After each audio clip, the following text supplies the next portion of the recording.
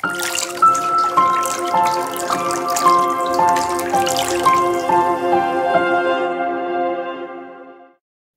আলাইকুম। সবাইকে শুভেচ্ছা জানাচ্ছি।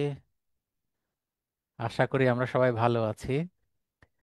সবাইকে কৃতজ্ঞতা জানাচ্ছি যে আমরা যারা যারাই এই পর্যন্ত যুক্ত হয়েছি, একেবারে সময় মতোই যুক্ত হয়েছি। ফলে আহ, যারা পরে জয়েন করবেন তারা তো জয়েন করতেই পারেন। তো আজকে আমার আসলে খুব বেশি বলার কিছু নেই। আমরা বেশ অনেকদিন ধরেই পরিকল্পনা করছিলাম যে একেবারে রুট লেভেল থেকে যারা ডাক্তার হবেন এবং হয়ে গিয়েছেন নতুন ডাক্তার, তাদেরকে কিভাবে ট্রেন্ড আপ করা যায়, এবং আমরা বা আমাদের পরবর্তী জুনিয়র যারা কিংবা সমসাময়িক যারা, আমরা সবসময় ভেবেছি আমাদের মেডিকেল এডুকেশনে যথেষ্ট গ্যাপ বলা যেতে পারে আর কি, গ্যাপ আছে এটা সবাই স্বীকার করেন বিভিন্ন রকমের সীমাবদ্ধতার কারণে। ফলে এটা দেখা গিয়েছে যে বাংলাদেশে আহ, মানে একজন দক্ষ চিকিৎসক বলতে যেভাবে বেড়ে ওঠা এটা বড় কঠিন হয়ে গিয়েছে। যে অর্জনটা আমাদের 5-6 বছরে হওয়ার কথা, সেটি করতে করতে আমাদের 10 বছর কিংবা 15 বছরও চলে যাচ্ছে।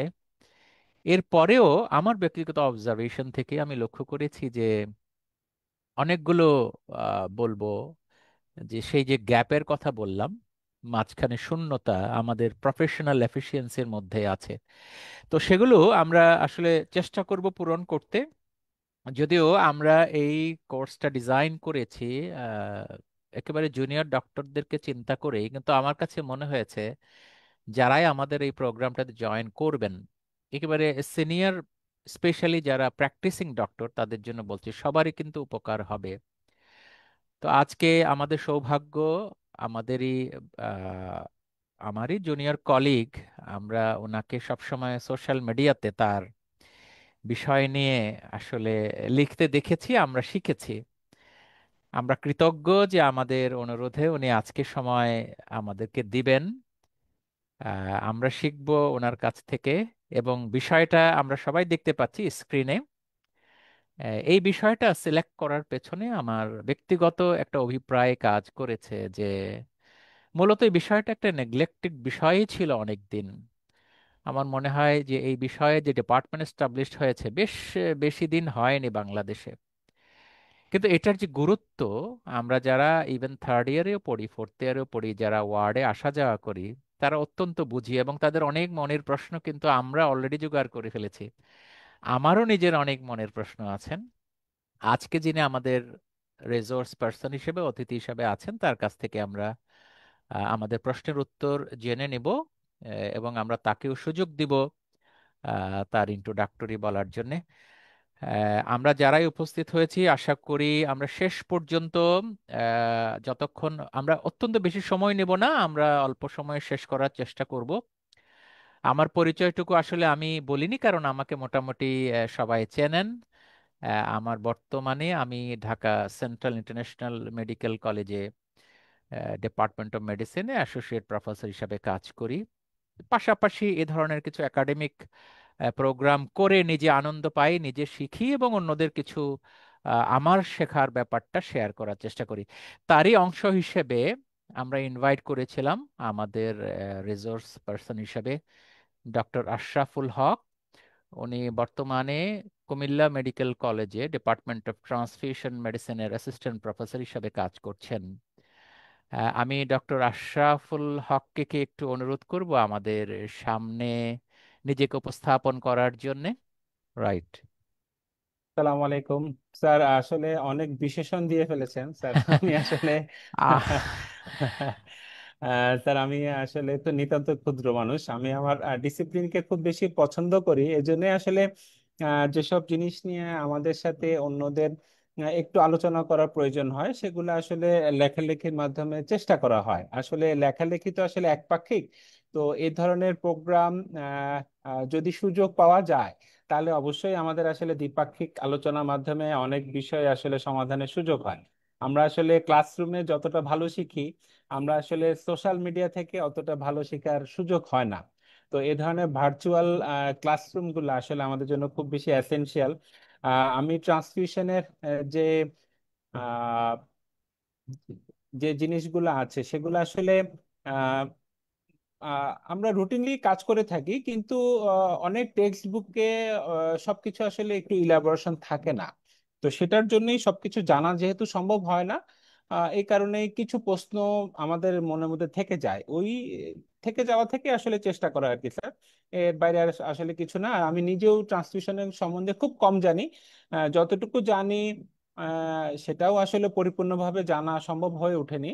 তবুও চেষ্টা করা আর কি স্যার। আজকে চেষ্টা করব স্যার আপনার এই প্ল্যাটফর্মের মাধ্যমে যদি কারো উপকারে কিছু শেয়ার করা যায় স্যার, ওটাই আর কি। না, আমরা আসলে অত্যন্ত আশাবাদী এবং আশা করি আপনারও ভালো লাগবে। আপনি দেখবেন যে আজকে অনেক প্রশ্ন তারা আপনাকে করবে, বা কিছুটা আপনার সাথে আলোচনাও আমি করেছি, এটি সত্য। তো এবং খুবই আপনি এনথুসিয়াস্টিক হয়ে যাবেন আশা করি, কারণ আমি আমার স্টুডেন্টদেরকে চিনি। শুধু আজকে বাংলাদেশে শুধু আমার সরাসরি স্টুডেন্টরা না, আপনি দেখবেন যে বিভিন্ন মেডিকেল কলেজের, ইভেন আমি দেখেছি বাংলাদেশের বাইরেও কেউ কেউ বোধহয় বাংলাভাষী, তারাও কিন্তু আমাদের ইন্টারেস্টেড গ্রুপে আমি দেখেছি আর কি। ইভেন আমি দেখেছি একজন আপনার কলিগ কিংবা জুনিয়র সিনিয়র হবেন, ট্রান্সফিউশন মেডিসিনের একজন স্পেশালিস্টও ইন্টারেস্টেড আমাদের এই প্রোগ্রামগুলো। আজকে না হোক, হয়তো আমরা বলেছি যে আমরা এই জিপিটাকে এস্টাবলিশ করার জন্য আসলে চেষ্টা করছি বাংলাদেশে। আপনি কিছুটা ওরিয়েন্টেড হয়েছেন, সেটার সাথে হয়তো উনি একাত্ম, কারণ আমাদের প্র্যাকটিসটা শুধুমাত্র ওষুধ ইনভেস্টিগেশন নির্ভর হলে হবে না, আমাদের পেশেন্ট ফ্রেন্ডলি হওয়া দরকার, হলিস্টিক হওয়া দরকার। সেজন্যে কাজে আমি বরং বেশি সময় না নিই, আমরা শেষের দিকে গেলে পরে আবার সামারিতে হয়তো আরো কথা বলতে পারবো। সবাইকে অনুরোধ করি মনোযোগ দিয়ে শোনার জন্য। আশা করি শেষ পর্যন্ত আমরা থাকবো, বেশিক্ষণ আমরা সময় নেব না। Please doctor Ashraf, please carry on. Sir আসলে এখানে দ্বিপাক্ষিক জিনিসটা হলে সবচেয়ে ভালো হয়।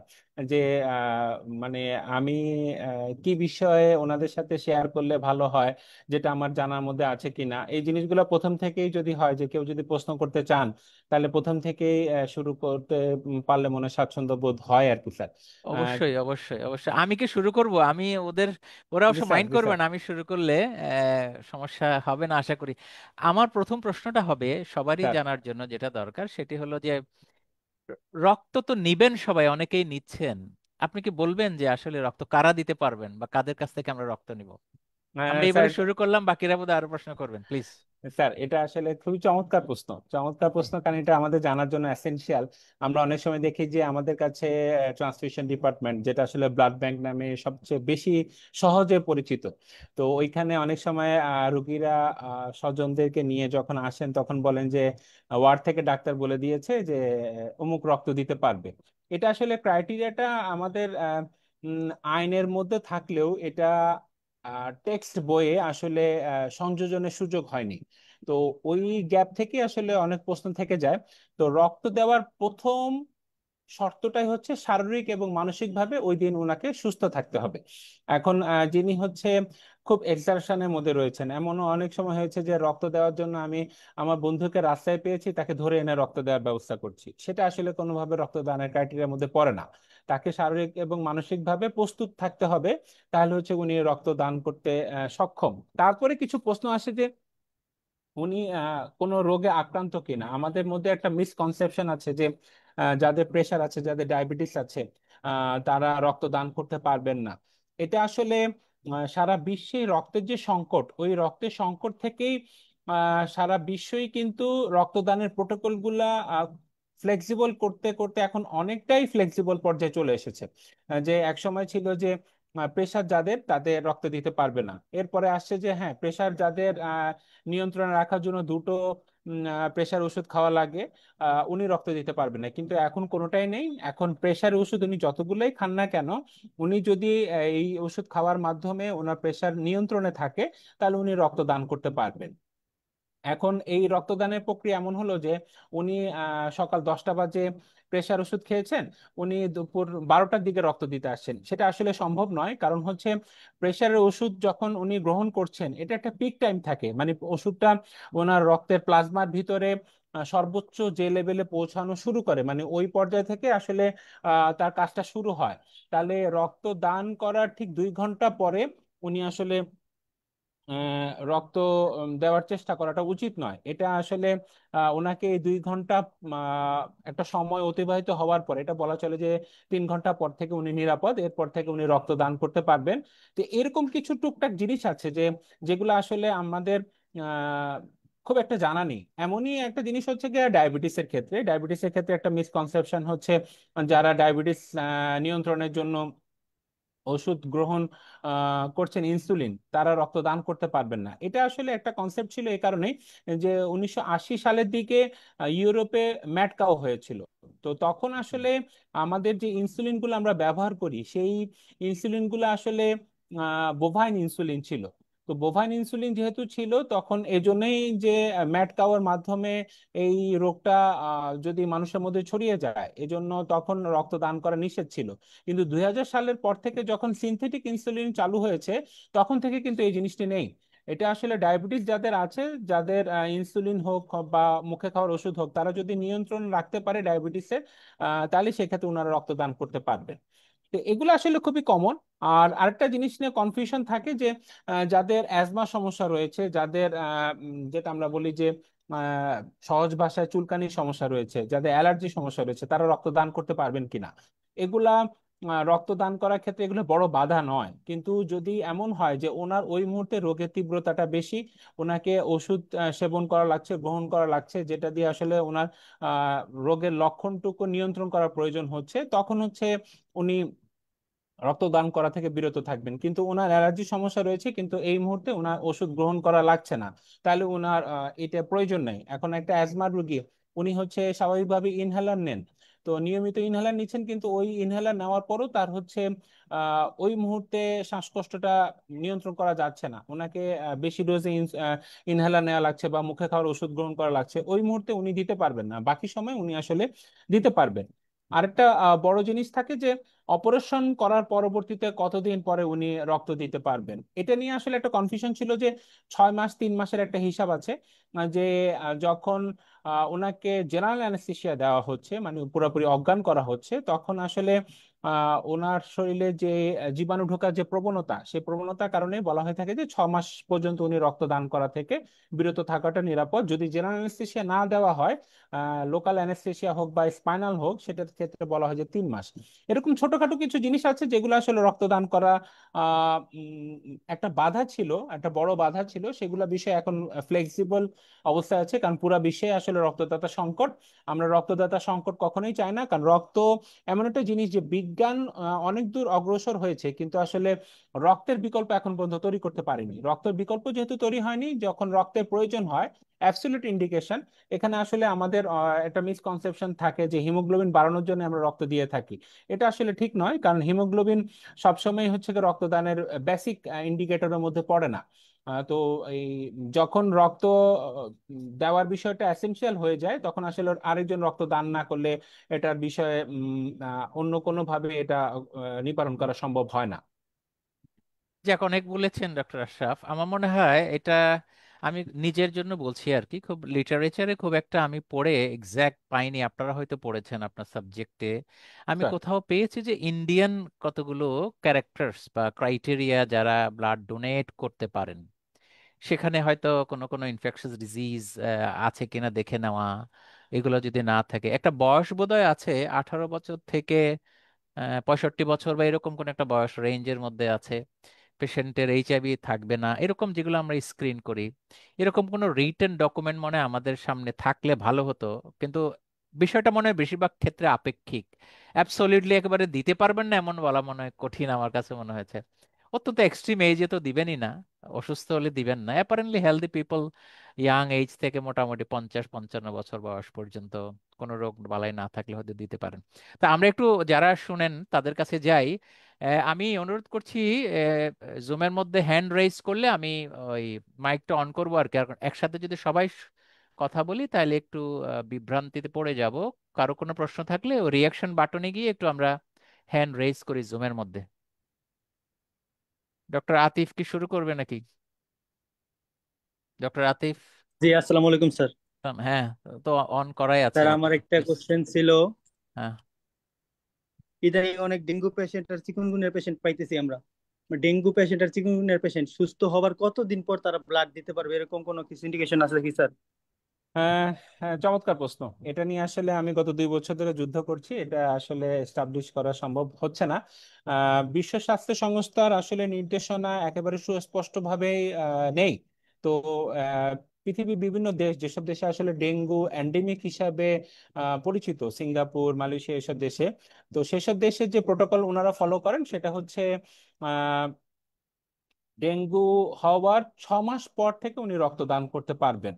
কারণ এটার মাঝখানে যে ওনার যে ক্যারিয়ার স্টেট, কারণ ডেঙ্গু কিন্তু ব্লাড বর্ন ক্যারেক্টার আস্তে আস্তে নিচ্ছে। এটা আসলে আমরা যেমন ম্যালেরিয়া স্ক্রিনিংটা বাধ্যতামূলক করি, তাহলে সেক্ষেত্রে এই ধরনের রোগে যারা আক্রান্ত হচ্ছেন তাদেরও কিন্তু ট্রান্সমিটেড ইনফেকশন হওয়ার একটা ঝুঁকি থাকে। সেই ঝুঁকি থেকে কিন্তু বিশ্বের অনেক দেশই 6 মাসের একটা প্রোটোকল তৈরি করছে। বাংলাদেশ আসলে যেহেতু পুরোপুরি বিশ্ব স্বাস্থ্য সংস্থার নির্দেশনা অনুসরণ করে চলে, এর বাইরে আসলে এখন পর্যন্ত আমাদের পৃথক কোনো গাইডলাইন প্রতিষ্ঠা করা সম্ভব হয়নি।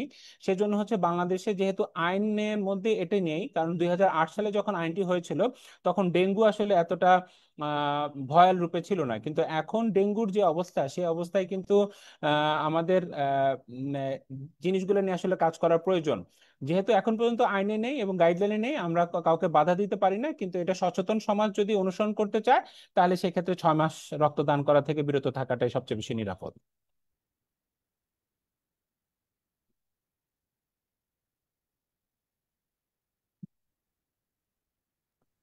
Thank you sir.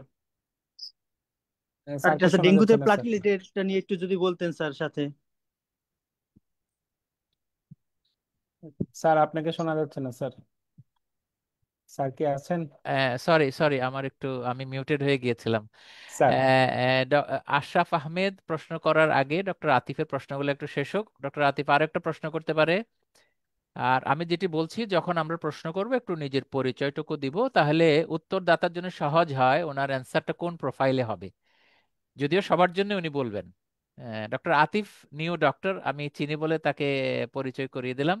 আতিফের পরের প্রশ্ন। উনি প্লেটলেট নিয়ে প্রশ্ন স্যার, করেছিলেন স্যার, ডেঙ্গুতে ডেঙ্গুতে। ব্লাড ট্রান্সফিউশন নিয়ে যদি একটু বলতেন।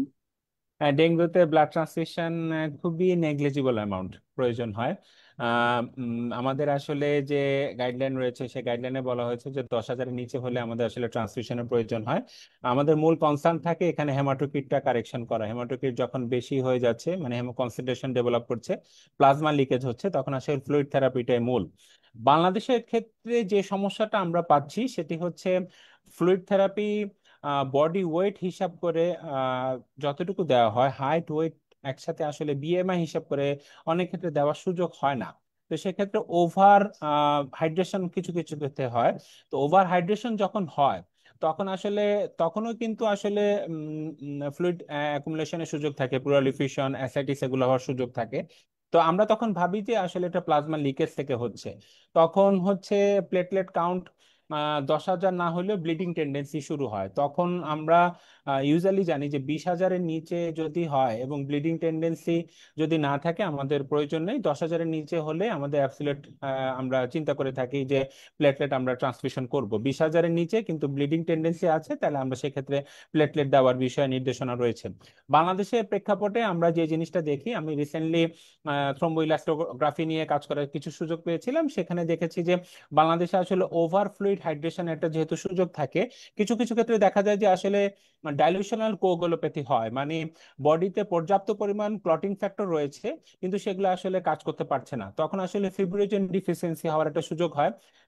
আমাদের অনেক সেন্টারে আসলে ফিব্রিনোজেন দেখা যেহেতু সুযোগ নেই, তখন আসলে আমরা কি সিদ্ধান্ত নিব সেটা বিষয়ে একটু আমাদের একটু ডাইলেমার মধ্যে পড়ে থাকতে হয়। এখানে আমাদের একটা জিনিস দেখা দরকার, প্লেটলেট কনসেন্ট্রেশন দেওয়ার পূর্বে আমাদের আসলে পিটি এপিটিটি দুটো পরীক্ষাই করে নেওয়া দরকার, যে ইন্ট্রিনসিক পাথওয়ে এক্সট্রিনসিক পাথওয়ে আসলে কোনটাতে আমাদের এখানে আহ জটিলতা হওয়ার সুযোগ রয়েছে। যদি দেখা যায় যে এপিটিটি আসলে প্যাথোলজিক্যাল লিমিটের মধ্যে রয়েছে, মানে বেসলাইনের তুলনায় যে 10-এর বেশি হলে, আমরা ধরলাম যে বেসলাইন 29 কিন্তু আমার পেশেন্টের কাউন্ট রয়েছে 42, তাহলে সেক্ষেত্রে এটা ডেফিনেটলি প্যাথোলজিক্যাল। প্যাথোলজিক্যাল হলে ওইসব ক্ষেত্রে কিন্তু প্লেটলেটের তুলনায় আহ, আমরা যেহেতু থ্রম্বো ইলাস্টোগ্রাফিটা করার সুযোগ পাই না হাই কস্টের জন্য, ওইসব ক্ষেত্রে কিন্তু ফ্রেশ ফ্রোজেন প্লাজমা সবচেয়ে বেশি ভালো কাজ করে। কারণ ফিব্রিনোজেন ডেফিসিয়েন্সি আসলে কারেকশন করার একমাত্র উপায় হচ্ছে ক্রায়োপ্রিসিপিটেট। বাংলাদেশে অনেক সেন্টারে যেহেতু ক্রায়োপ্রিসিপিটেট পাওয়া যায় না, তাহলে আমরা একটু যদি খেয়াল করি যে আমাদের কোনো পেশেন্টের ডেঙ্গু রয়েছে, সেসব পেশেন্টের 20,000 কাউন্ট, ব্লিডিং টেন্ডেন্সি কিছুটা রয়েছে, অথবা ব্লিডিং টেন্ডেন্সি নেই, কিন্তু হচ্ছে গিয়ে এপিডিটির পরিমাণ প্যাথোলজিক্যাল লিমিটে রয়েছে, তখন আমরা ফার্স্ট চয়েস হিসাবে আসলে ফ্রেশ প্লাজমাটা দেওয়ার চেষ্টা করাটা আমার কাছে মনে হয় নিরাপদ। কারণ এসব ক্ষেত্রে বেশিরভাগ ক্ষেত্রে দেখা যায় যে ডাইলুশন কোগুলোপ্যাথির কারণে ক্লটিং ফ্যাক্টর গুলো কাজ করতে পারছে না, আমরা তখন প্লেটলেট দিয়ে খুব একটা বেশি লাভ হয় না, তখন আসলে ফিব্রিনোজেন রিপ্লেসমেন্ট করাটাই সবচেয়ে বেশি নিরাপদ। ডক্টর আতিফ কি বুঝতে পেরেছেন? Doctor Atif. Yes sir, thank you so much. আচ্ছা, এবার আমরা একটু আশরাফ আহমেদ, অনুরোধ করছি মাইক অন করার জন্য, পরিচয় দিয়ে তারপরে প্রশ্নটা করি। সংক্ষেপে প্রশ্ন আসসালামু হবে। আলাইকুম স্যার। ওয়ালাইকুম আসসালাম। Sir Ashraf Ahmed, new intern. Welcome. হ্যাঁ। স্যার আমার একটা কোশ্চেন ছিল স্যার, যে ব্লাড রিলেটিভদের কাছ থেকে ট্রান্সফিউশন করতে নিরুৎসাহিত করা হয়, এই ব্যাপারে একটু জানতে চাচ্ছিলাম। জি, ডক্টর আশরাফ প্লিজ। চমৎকার প্রশ্ন, চমৎকার প্রশ্ন। কারণ হচ্ছে আমরা যখন বড় হচ্ছিলাম, তা আপনি যেহেতু নিউ ইন্টার্ন, সুতরাং আপনি তখন হয়তোবা জন্মগ্রহণ করেননি। তো সেক্ষেত্রে আমরা যখন 90 দশকের দিকে বাংলাদেশের একমাত্র টিভি চ্যানেল বিটিভি দেখতাম, তখন হচ্ছে দেখতাম যে অপারেশন থিয়েটারে মা আছে, ছোট বাচ্চা দুইজনকে বলা হচ্ছে যে তোমার মায়ের জন্য রক্ত লাগবে। তো তখন হচ্ছে গিয়া বাচ্চা দুটি টিভি স্ক্রিনের দিকে তাকিয়ে বলতো, আমরারে রক্ত দিব কেডা? আমরা তখন উৎসাহিত করতাম, আপনজনকে রক্ত দিন। কিন্তু 2010 সালে পরবর্তীতে যখন ফেসবুক জনপ্রিয় হওয়া শুরু করলো এবং বিজ্ঞানও সমসাময়িক ভাবে আগানো শুরু করলো, এবং আমরা অনেক তথ্য সহজে পাওয়া শুরু করলাম, তখন কিন্তু দেখা গেল যে আমরা নিরুৎসাহিত করা শুরু করছি, নিকট আত্মীয়দেরকে রক্ত দান করা থেকে বিরত করছি। এখন নিকট আত্মীয়তে আসলে কি ঝামেলা হয়? নিকট আত্মীয়তে যে ঝামেলা হয় যে আমরা যখন রক্ত দিচ্ছি, আমার রক্তের সব উপাদান কিন্তু রোগীর জন্য সম্পূর্ণভাবে নিরাপদ নয়। যেটি নিরাপদ নয় সেটি আসলে আমাদের বডির যে ডিফেন্স মেকানিজম সেটা আসলে ক্লিয়ার করে ফেলে। তো যখন আমি এমন একজনকে রক্ত দিচ্ছি, আমার সাথে তার জিনগত মিল যদি অনেক বেশি থাকে, তাহলে সেক্ষেত্রে তার যে ডিফেন্স মেকানিজম কিন্তু আমার থেকে যে জিনিসটা তার শরীরে যাচ্ছে সব অপ্রয়োজনীয় জিনিস বের করতে পারবে না। যখনই বের করতে পারবে না, তার শরীরে এটি জমা থাকবে, কিন্তু বডি এটাকে একসেপ্ট করতে পারছে না। আমি রিকগনাইজ করতে পারছি না, ঠিক আছে, কিন্তু বডি এটাকে একসেপ্ট করতে পারছে না, যেহেতু এটা তার শরীরের জন্য প্রয়োজনীয় জিনিস না। যেটা প্রয়োজনীয় জিনিস সেটা আপটেক হয়ে গেছে, কিন্তু যেটা অপ্রয়োজনীয় জিনিস সেটা ডিফেন্স মেকানিজমে ফেলিয়ারের কারণে শরীর থেকে বের হতে পারছে না।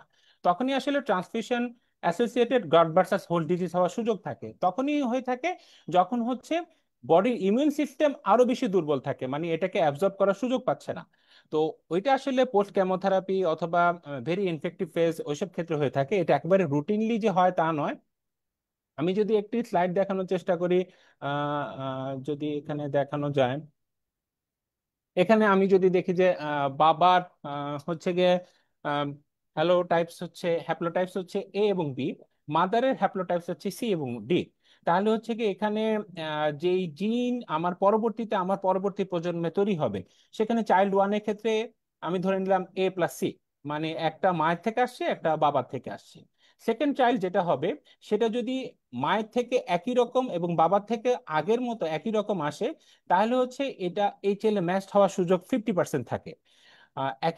আমরা যদি চাইল্ড থ্রিতে যাই, তখন হচ্ছে বাবার থেকে এ এবং মায়ের থেকে ডি, তাহলে হচ্ছে এটা হ্যাপ্লো আইডেন্টিক্যাল হবে, যেটা সেটা 25%। কিন্তু যদি বাবা এবং এটা জিনিসটা সহজ হচ্ছে, বাবার থেকে যে জিনিস মায়ের থেকে একই জিনিস যদি বারবার আসে তাহলে সেক্ষেত্রে হচ্ছে এইচএলএ ম্যাচ হওয়ার সুযোগ থাকে। এবং এইচএলএ ম্যাচ যখন 50% হয় তখনই আসলে অ্যাবসুলেট রিয়াকশন হওয়ার সুযোগ থাকে। এছাড়া আসলে অ্যাবসুলেট রিয়াকশন হওয়ার সুযোগ থাকে না। এটা 25% যখন নেমে যায় তখন হলে আইডেন্টিটিক্যাল হয়, কিন্তু এটা আসলে আমাদের transmission associated graft versus host ডিজিজের সুযোগটা অতটা বেশি করে না। তাহলে হচ্ছে গিয়ে আমরা যাদের সাথে আইডেন্টিক্যাল তাদের সাথেই কিন্তু এই জটিলতা হওয়ার একটা সুযোগ থাকে। মানে আমি আমার বাবা মা এবং আপন ভাই বোনকে রক্তদান করা থেকে বিরত থাকার চেষ্টা করব। এর বাইরে আমার মামা চাচা চাচি যারা, তারা কিন্তু কেউই আমাদের সাথে এই 25%ও পাওয়ার সুযোগ নেই, কারণ তারা অন্য প্যাটার্ন থেকে এসেছে। তাহলে তাদেরকে রক্তদান করার ক্ষেত্রে আমাদের অ্যাবসলিউট মানে কন্ট্রা ইন্ডিকেশনের কোনো সুযোগ নেই। এবং বিজ্ঞান এবং সারা বিশ্বই কিন্তু এটাকে কখনোই এভাবে বলে না যে আত্মীয় স্বজনকে রক্তদান করা থেকে বিরত থাকুন। এটা বলে নিকটাত্মীয় মানে হচ্ছে বাবা মা ভাই বোন। আবার ভাই বোনের মধ্যেও এই যে হিসাবটা রয়েছে যে এটা এইচএলএ ম্যাচড হইলেই 50% হইলেই তাহলে তার ক্ষেত্রে রিয়াকশন হবে, বাকিদের ক্ষেত্রে রিয়াকশন হওয়ার কোনো সুযোগ নেই। আমরা বর্তমানে যেটা করছি সেটা হচ্ছে আমরা বলার চেষ্টা করছি যে আত্মীয় স্বজনকে রক্ত দিবেন না। প্রথমে আমরা নিষেধ করলাম নিকটাত্মীয়কে রক্ত দিবেন না, এরপরে বলা শুরু করলাম আত্মীয় স্বজন। এরকম করতে গেলে কিন্তু একসময় দেখা যাবে যে রক্তদান করা মানুষ আছে, কিন্তু আমাদের নিষেধাজ্ঞার কারণে আসলে ডোনাররা অনুৎসাহিত হচ্ছে। সেটা আসলে কোনোভাবে উচিত নয়। আমি আমার বাবা মা এবং ভাই বোনকে রক্তদান করা থেকে বিরত থাকব। এমন অনেক রয়েছে, আমার নিজস্ব কলিগ রয়েছে ট্রান্সফিউশন অ্যাসিস্ট্যান্ট প্রফেসর হিসাবে একটি মেডিকেল কলেজে, উনি হেড অফ দ্য ডিপার্টমেন্ট রয়েছেন। উনি ওনার বোনকে রক্ত দিয়েছেন, ওনার মাকে রক্ত দিয়েছেন, ট্রান্সফিউশন হ্যাজার্ড হয়নি। কারণ তখন হচ্ছে গিয়ে উনি ইমিউনো কম্প্রোমাইজ অবস্থায় ছিলেন না। ইমিউনো কম্প্রোমাইজ অবস্থায় যেহেতু ছিলেন না, ওনার ইমিউনিটি এটাকে ট্যাকেল করার সুযোগ পেয়েছে। একমাত্র একমাত্র হচ্ছে ইমিউনিটি স্ট্যাটাস যখন বেশি দুর্বল থাকে তখনই এই ধরনের transmission associated graft versus host disease হওয়ার সুযোগ থাকে, এছাড়া সুযোগ থাকে না। আমরা একটু সাবধান হয়ে মানুষজনকে মেসেজ দিব যাতে হচ্ছে রক্ত দান করার ব্যারিয়ার যত কম তৈরি করা যায়। আমি একটু এখানে একটু সুযোগ নেব, ডক্টর আশরাফ। আমাকে শোনা যাচ্ছে ডক্টর জি আশরাফ? স্যার, জি স্যার। আচ্ছা, তাহলে আপনার কথায় যেটা বোঝা যায় যে একদম মা বাবাকে ছেলে মেয়েরা না দেওয়াই ভালো, বা ভাই বোন একজন আরেকজনকে না দিলেই চলে, বাকি যারা রিলেটিভ আছে তারা দিলে বিপদ হওয়ার সম্ভাবনা খুবই কম, এরকম ব্যাপারটা। জি স্যার। খুবই ভালো বলেছেন, নাহলে তো আমরা বুঝতে পারতাম না। আমরা তো আত্মীয় স্বজন দেখলেই বলছি যে না আপনারা দিয়েন না, দূর থেকে কাউকে নিয়ে আসেন। ডক্টর আশরাফ বোধহয় বুঝতে পেরেছি কিনা? ধন্যবাদ স্যার। গুড। আজকে এই বিষয়টা ক্লিয়ার হতে পারলাম আমি। হ্যাঁ, মনে নাইস অনেকদিন নাইস। যাবৎ খটকা ছিল এটা নিয়ে। Thank you. এবার এস এম আকবর, একটু এস এম আকবর লাইনে আছে। আসসালামু আলাইকুম স্যার, আমি এস এম হুম, আকবর, ফিফথ ইয়ার। স্যার হুম। হচ্ছে আমার একটা কোশ্চেন ছিল যে স্যার হচ্ছে আমরা অনেক সময় ব্লাড ডোনেশন করতে যাই, তো ডোনেশন ফর্মে একটা হচ্ছে মানে থাকে যে অ্যান্টিবায়োটিক গ্রহণ করতেছেন কিনা। তো স্যার এক্ষেত্রে আমার প্রশ্ন ছিল যে অ্যান্টিবায়োটিক গ্রহণ করার কতদিন পর আমি ব্লাড ডোনেট করতে পারবো, বা এরকম কোনো নির্দিষ্ট কোনো সময়সীমা আছে কিনা? হ্যাঁ, ধন্যবাদ চমৎকার প্রশ্নের জন্য। ফিফথ ইয়ারের স্টুডেন্ট প্রশ্ন করছে, এটাই আমার জন্য আমার ডিসিপ্লিনের জন্য আসার বিষয় যে আগ্রহ তৈরি হচ্ছে। জিনিসটা হচ্ছে অ্যান্টিবায়োটিক যিনি গ্রহণ করছেন ডেফিনেটলি উনি একটা কারণে গ্রহণ করছেন। এখন অ্যান্টিবায়োটিকের হচ্ছে গিয়ে একটি পিক লেভেল থাকে, ওই পিক লেভেল পৌঁছাইলেই কিন্তু ওনার শরীরে অর্গানিজমের বিরুদ্ধে কাজ করার সুযোগ হয়। এবং এটি আসলে ক্লিয়ার হওয়ার জন্য হচ্ছে গিয়ে একটি আহ, সময় নির্দিষ্ট থাকে যে আমার শরীরে পিক লেভেলে পৌঁছাচ্ছে এবং এটি একসময় ডিক্লাইনিং করে আমার শরীর থেকে একেবারেই চলে যাবে। তো এই সময়টা আসলে বলা হয় যে অ্যান্টিবায়োটিক ডোজ শেষ করার 14 দিন পর্যন্ত আমাদের আসলে এটা ব্যারিয়ার হিসাবে। কোনো কোনো অ্যান্টিবায়োটিকের ক্ষেত্রে দেখা যায় যে এটা 72 ঘন্টা পরে এটা আসলে পুরোপুরি আমার শরীর থেকে চলে যাচ্ছে। কোনো কোনো অ্যান্টিবায়োটিকের ক্ষেত্রে এটি আসলে 14 দিন। তো এই জন্যই বলা হয়ে থাকে যে একেবারে সেফ সাইড থাকার জন্য অ্যান্টিবায়োটিক গ্রহণ করার মানে শুরু করার পর শেষ করার যে ডোজটা, এই ডোজ শেষ করার 14 দিন পরে আমি তাকে ফিট হিসাবে ডিক্লেয়ার করতে পারবো। এর আগে আসলে এটা করার সুযোগ নেই। কারণ যিনি রক্ত গ্রহণ করছেন, ওনার শরীরে এই অ্যান্টিবায়োটিকটি আসলে ড্রাগ ইডিওসিনক্রেসি করার একটা সুযোগ রয়েছে। নিরাপত্তার খাতিরে উনি যেহেতু ওই মুহূর্তে ইমিউনো কম্প্রোমাইজড অবস্থায় থাকতে পারেন, যেহেতু উনি রক্ত গ্রহণ করছেন, তার মানে ওনার শরীরে কোনো জটিলতা রয়েছে, তাহলে সেই ক্ষেত্রে ওনাকে যতটুকু নিরাপদ উপায়ে রক্ত দেওয়া যায় এজন্যই বলা হয়ে থাকে অপ্রয়োজনীয় ওষুধ যেহেতু তাকে কোনোভাবে দেওয়ার সুযোগ নেই, তাহলে তাকে অ্যান্টিবায়োটিক শেষ হওয়ার 14 দিন পরেই রক্তদান করাটা উচিত। আকবর কি বুঝতে পেরেছো? জি স্যার, ধন্যবাদ স্যার। এখন আকবরের প্রশ্ন শুনে তো আমারও কিছু জানার জিজ্ঞাসা তৈরি হয়ে গেল। আমি কি সুযোগ নেব? বাকিরা খুব হাত কম তুলেছে, ডক্টর আতিফ আবার হ্যান্ড রেজ করেছে। আমার প্রশ্ন হলো, ডক্টর আশরাফ, আমাদের সম্মানীয় রিসোর্স পার্সন, আপনি বললেন যে মেডিকেশন অ্যান্টিবায়োটিক, তো একজন মানুষ তো অ্যান্টিবায়োটিক ছাড়া আরো অন্য মেডিকেশনও নিয়ে থাকেন, তাহলে কি সব ওষুধের জন্য এই 14 দিন অপেক্ষা করা দরকার? না স্যার, না স্যার, সেক্ষেত্রে হচ্ছে উনি কিছু ওষুধ যেমন আমি প্রেশার ডায়াবেটিসের কথা অলরেডি বলে ফেলেছি। অ্যান্টি ফাঙ্গালের ক্ষেত্রে কিছু কথা থাকতে পারে যে উনি অ্যান্টি ফাঙ্গাল নিচ্ছেন, তাহলে মানে হচ্ছে জিনিসটা হচ্ছে উনি জীবাণুর বিরুদ্ধে উনি ওনার শরীরকে প্রস্তুত করছেন। আমি প্রথম যেটা বলেছিলাম যে ফিজিক্যালি এবং মেন্টালি ওনাকে ফিট থাকতে হবে। উনি ফিট হওয়ার জন্যই কিন্তু এই ওষুধগুলো গ্রহণ করছেন। তাহলে ওনার যদি একটা সুনির্দিষ্ট ডোজ থাকে, এই ডোজ গ্রহণে যেমন অ্যান্টিফাঙ্গালের ক্ষেত্রে আমরা বলে থাকি যে 42 দিন পর্যন্ত ওনাকে গ্রহণ করার প্রয়োজন হয়, তাহলে সেক্ষেত্রে 14 দিনের একটা কথা হয়ে থাকে। কিন্তু উনি যদি অ্যান্টিহিস্টামিন নিচ্ছেন, উনি সর্দির জন্য বা কোনো কারণে ওনার এটা নেওয়া প্রয়োজন হচ্ছে, সেটা আসলে ডোজ ডিপেন্ডেন্ট নয়, তাহলে সেক্ষেত্রে উনি যখন ওয়েলবিং ফিল করছেন, ওনার ভালো লাগছে, এটি আসলে প্রয়োজন হয় না। কারণ সেক্ষেত্রে ওনার এটি প্লাজমার যে হাফ লাইফ, সেই হাফ লাইফটা আসলে খুবই কম, এবং সেটি আসলে রোগীর শরীরে ইডিওসিনক্রেসি করার সুযোগ হয় না। তো সেক্ষেত্রে আসলে প্রয়োজন হয় না। ডোজ ডিপেন্ডেন্ট যেসব ওষুধ রয়েছে তাদের ক্ষেত্রে বলা হয়ে থাকে যে 14 দিন পর্যন্ত ওষুধ শেষ করা, 14 দিন পরে উনি রক্তদান করাটা নিরাপদ। জি, thank you. Doctor Atif, doctor আতিফের মাইকটা অন করতে হবে, অডিও অন অন করতে জি হবে, হ্যাঁ স্যার। রাইট। জি। স্যার, মেয়েদের ক্ষেত্রে ব্লাড ট্রান্সফিউশনের আমার একটা কোশ্চেন ছিল। মেয়েরা মেনস্ট্রুয়েশনের কয়দিন পর ব্লাডটা দিতে পারবে? চমৎকার প্রশ্ন। এখন যদি এরকম হয় যে ট্রান্সফিউশন, আমি যখন ব্লাড ডোনেট করছি, আমি ব্লাড ডোনেট করার সময় আমার শরীর থেকে 200 থেকে 250 মিলিগ্রাম পর্যন্ত হচ্ছে গিয়ে আমার শরীর থেকে আয়রন চলে যায়। এই আয়রন চলে যাওয়া, ঘাটতি পূরণ হওয়া, রেড সেল তৈরি হওয়া, এইসব কারণে কিন্তু আমি 3 মাস 4 মাসের একটা ব্যারিয়ার দিচ্ছি। মহিলাদের ক্ষেত্রে যেটা দেখা যায় যে তাদের যখন মেনস্ট্রুয়াল সাইকেল চলে তখন প্রায় 15 থেকে 20 মিলিগ্রামের মতো তার শরীর থেকে আয়রনের ঘাটতি হয়। সেটি আসলে বিলো 1% বা খুবই কম পরিমাণ।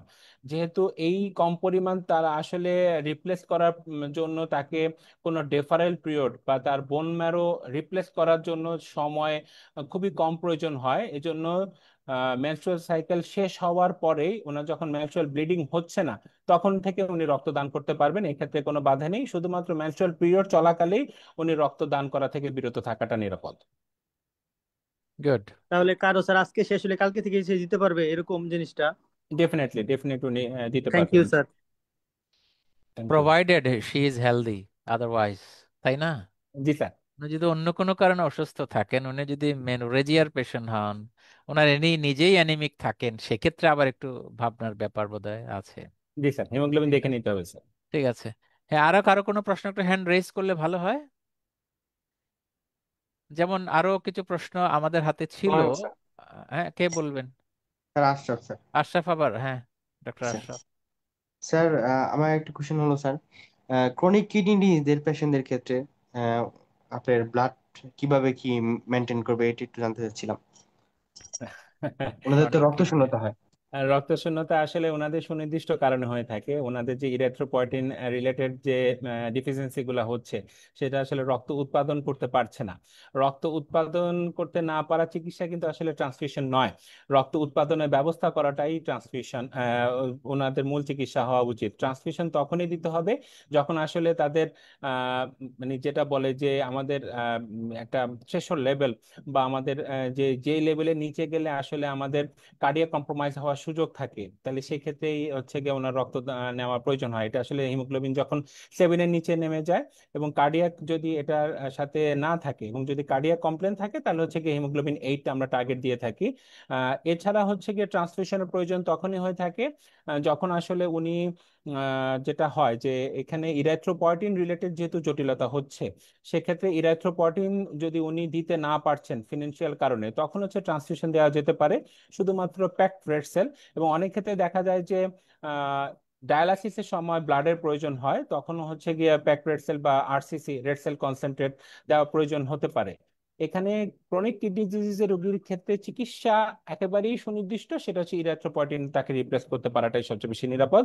কারণ অ্যালোজেনিক কম্পোনেন্ট যত কম ঢুকবে তার শরীরে, তার শরীর ডিফেন্স মেকানিজম তত ভালো থাকবে এবং ভবিষ্যতে তার ট্রান্সপ্লান্ট করা তত বেশি সুযোগ থাকবে। কারণ যত বেশি আমি তার শরীরে অ্যান্টিবডি ঢুকাবো অন্যান্য ব্লাড ট্রান্সফিউশনের মাধ্যমে, তার কিন্তু ট্রান্সপ্লান্ট করার যেটা রিজেকশন করা বা যেটা টেক আপ করার যে সুযোগটা সেটা কমে যাবে। কারণ অ্যান্টিবডি যত বেশি তৈরি হবে শরীরে, তত বেশি পরিমাণ তার শরীরে জটিলতা হবে। আমার মনে হয় ডক্টর আশরাফ, ধন্যবাদ আমাদের স্যার। প্রশ্নকর্তা ও ডক্টর আশরাফ আজকে মিলে গেল। তো ডক্টর আশরাফ, আমাদের প্রশ্নকর্তার প্রশ্নটা এতই গুরুত্বপূর্ণ আমার কাছে মনে হয়েছে। আমাদের যে টেন্ডেন্সি থাকে, আপনিও লক্ষ্য করে দেখবেন যে হিমোগ্লোবিন কমে গেলেই ব্লাড ট্রান্সফিউজ করার যে একটা টেন্ডেন্সি, ঠিক একই টেন্ডেন্সিতে সিকেডি পেশেন্টকে যদি দিতেই হয়, তাহলে আপনি যেটা বলেছেন এটা তো বড় বিপদের কথা। তার তো ট্রান্সপ্লান্টেশনের সুযোগটা থেকে উনি বঞ্চিত হচ্ছেন। কাজেই ব্লাড ট্রান্সফিউশনের আসলে স্পেসিফিক ইন্ডিকেশন দরকার, মানে কেস টু কেস নিশ্চয়ই আলাদা করা দরকার। এই প্রসঙ্গে আপনি একটু নোট করবেন, পরে আপনি বলবেন হয়তো, আশা করি। এর মধ্যে আমাদের আরেকজন প্রশ্নকর্তা তৈরি আছে, আনিকা তাসনিম। তার কাছ থেকে প্রশ্নটা শুনি, তারপরে আপনি এই বাকিটা ইন্ডিকেশনের জায়গায় আবার একটু হাইলাইট করবেন। আনিকা তাসনিম, প্লিজ মাইকটা ওপেন করে তারপরে পরিচয়টা দিয়ে প্রশ্ন। জি, থ্যাংক ইউ স্যার। আসসালামু আলাইকুম স্যার, আমি ফাইনাল ইয়ারের স্টুডেন্ট বলছি। স্যার, আমার কোয়েশ্চেনটা হচ্ছিল যে ও নেগেটিভ ব্লাড, এটা তো হচ্ছে ইউনিভার্সাল ডোনার হিসেবে আমরা জানি যে অলওয়েজ ওরা সবাইকে দিতে পারবে। এটা কি আসলে মানে প্র্যাকটিক্যাল লাইফে কতটুকু মানে এটা ইউজ করা হয়? ও ও নেগেটিভ হলেই কি সবাইকে দেওয়া যায়? এটা আমরা প্র্যাকটিক্যাল লাইফে আর কি কতটুকু ইউজ করি সেটা যদি একটু বলতেন স্যার। হ্যাঁ, থ্যাংক ইউ। খুবই চমৎকার প্রশ্ন। হ্যাঁ, আমরা বিশ্বের বিভিন্ন দেশের ইমার্জেন্সি প্রোটোকলের মধ্যে দেখে থাকি যে যে যখন আমাদের হাতে ব্লাড নেই, তখন আমরা আসলে ও নেগেটিভ ব্লাড দেওয়ার চেষ্টা করে থাকি। এটি আসলে দেওয়া হয়ে থাকে সম্পূর্ণভাবে যদি আমি রেড সেল ইউজ করতে চাই। তো রেড সেলের ভিতরে আমরা জানি যে যেটি আমাদের রেড সেলে অ্যান্টিজেন হিসেবে থাকে, এটার বিপরীত অ্যান্টিবডিটা প্লাজমার মধ্যে থাকে। যেহেতু এটার মধ্যে আমাদের কোনো ধরনের রেড সেলের ভিতরে কোনো ধরনের অ্যান্টিজেন নেই, তো এই জন্যই এটাকে ইউজ করা হয়ে থাকে যে যে শরীরে ঢুকুক না কেন সেটি আসলে কোনো ধরনের অ্যান্টিবডি প্রোডাকশন করবে না, এই মর্মে আসলে ইউজ করা হয়ে থাকে।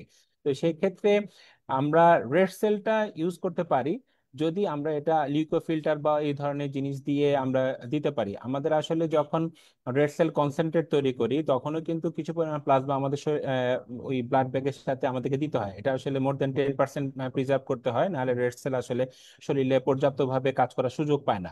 তো এই জন্যই যেহেতু প্লাজমা এটার সাথে যাওয়ার একটা সুযোগ থাকে এবং প্লাজমার মধ্যে আসলে অ্যান্টিবডি থাকার যেহেতু সুযোগ আছে, এজন্য হইতেছে এটিকে রুটিনলি ব্যবহার করার সুযোগ নেই। আমরা বলে থাকি যে সাধারণভাবে যে ও ব্লাড গ্রুপটা হচ্ছে ইউনিভার্সাল ডোনার, সেটি আসলে সত্য নয়। কারণ হচ্ছে ইউনিভার্সাল ডোনার ও ব্লাড গ্রুপ বলা হলেও ডেঞ্জারাস ও ব্লাড গ্রুপ নামে কিন্তু রয়েছে, যেখানে আসলে হাই অ্যান্টিবডি টাইটার রয়েছে। হাই অ্যান্টিবডি টাইটার যাওয়া মানে হচ্ছে ডিভাস্টেটিং, যখনই ট্রান্সফিউশন করা হবে তখনই তার জটিলতা হবে।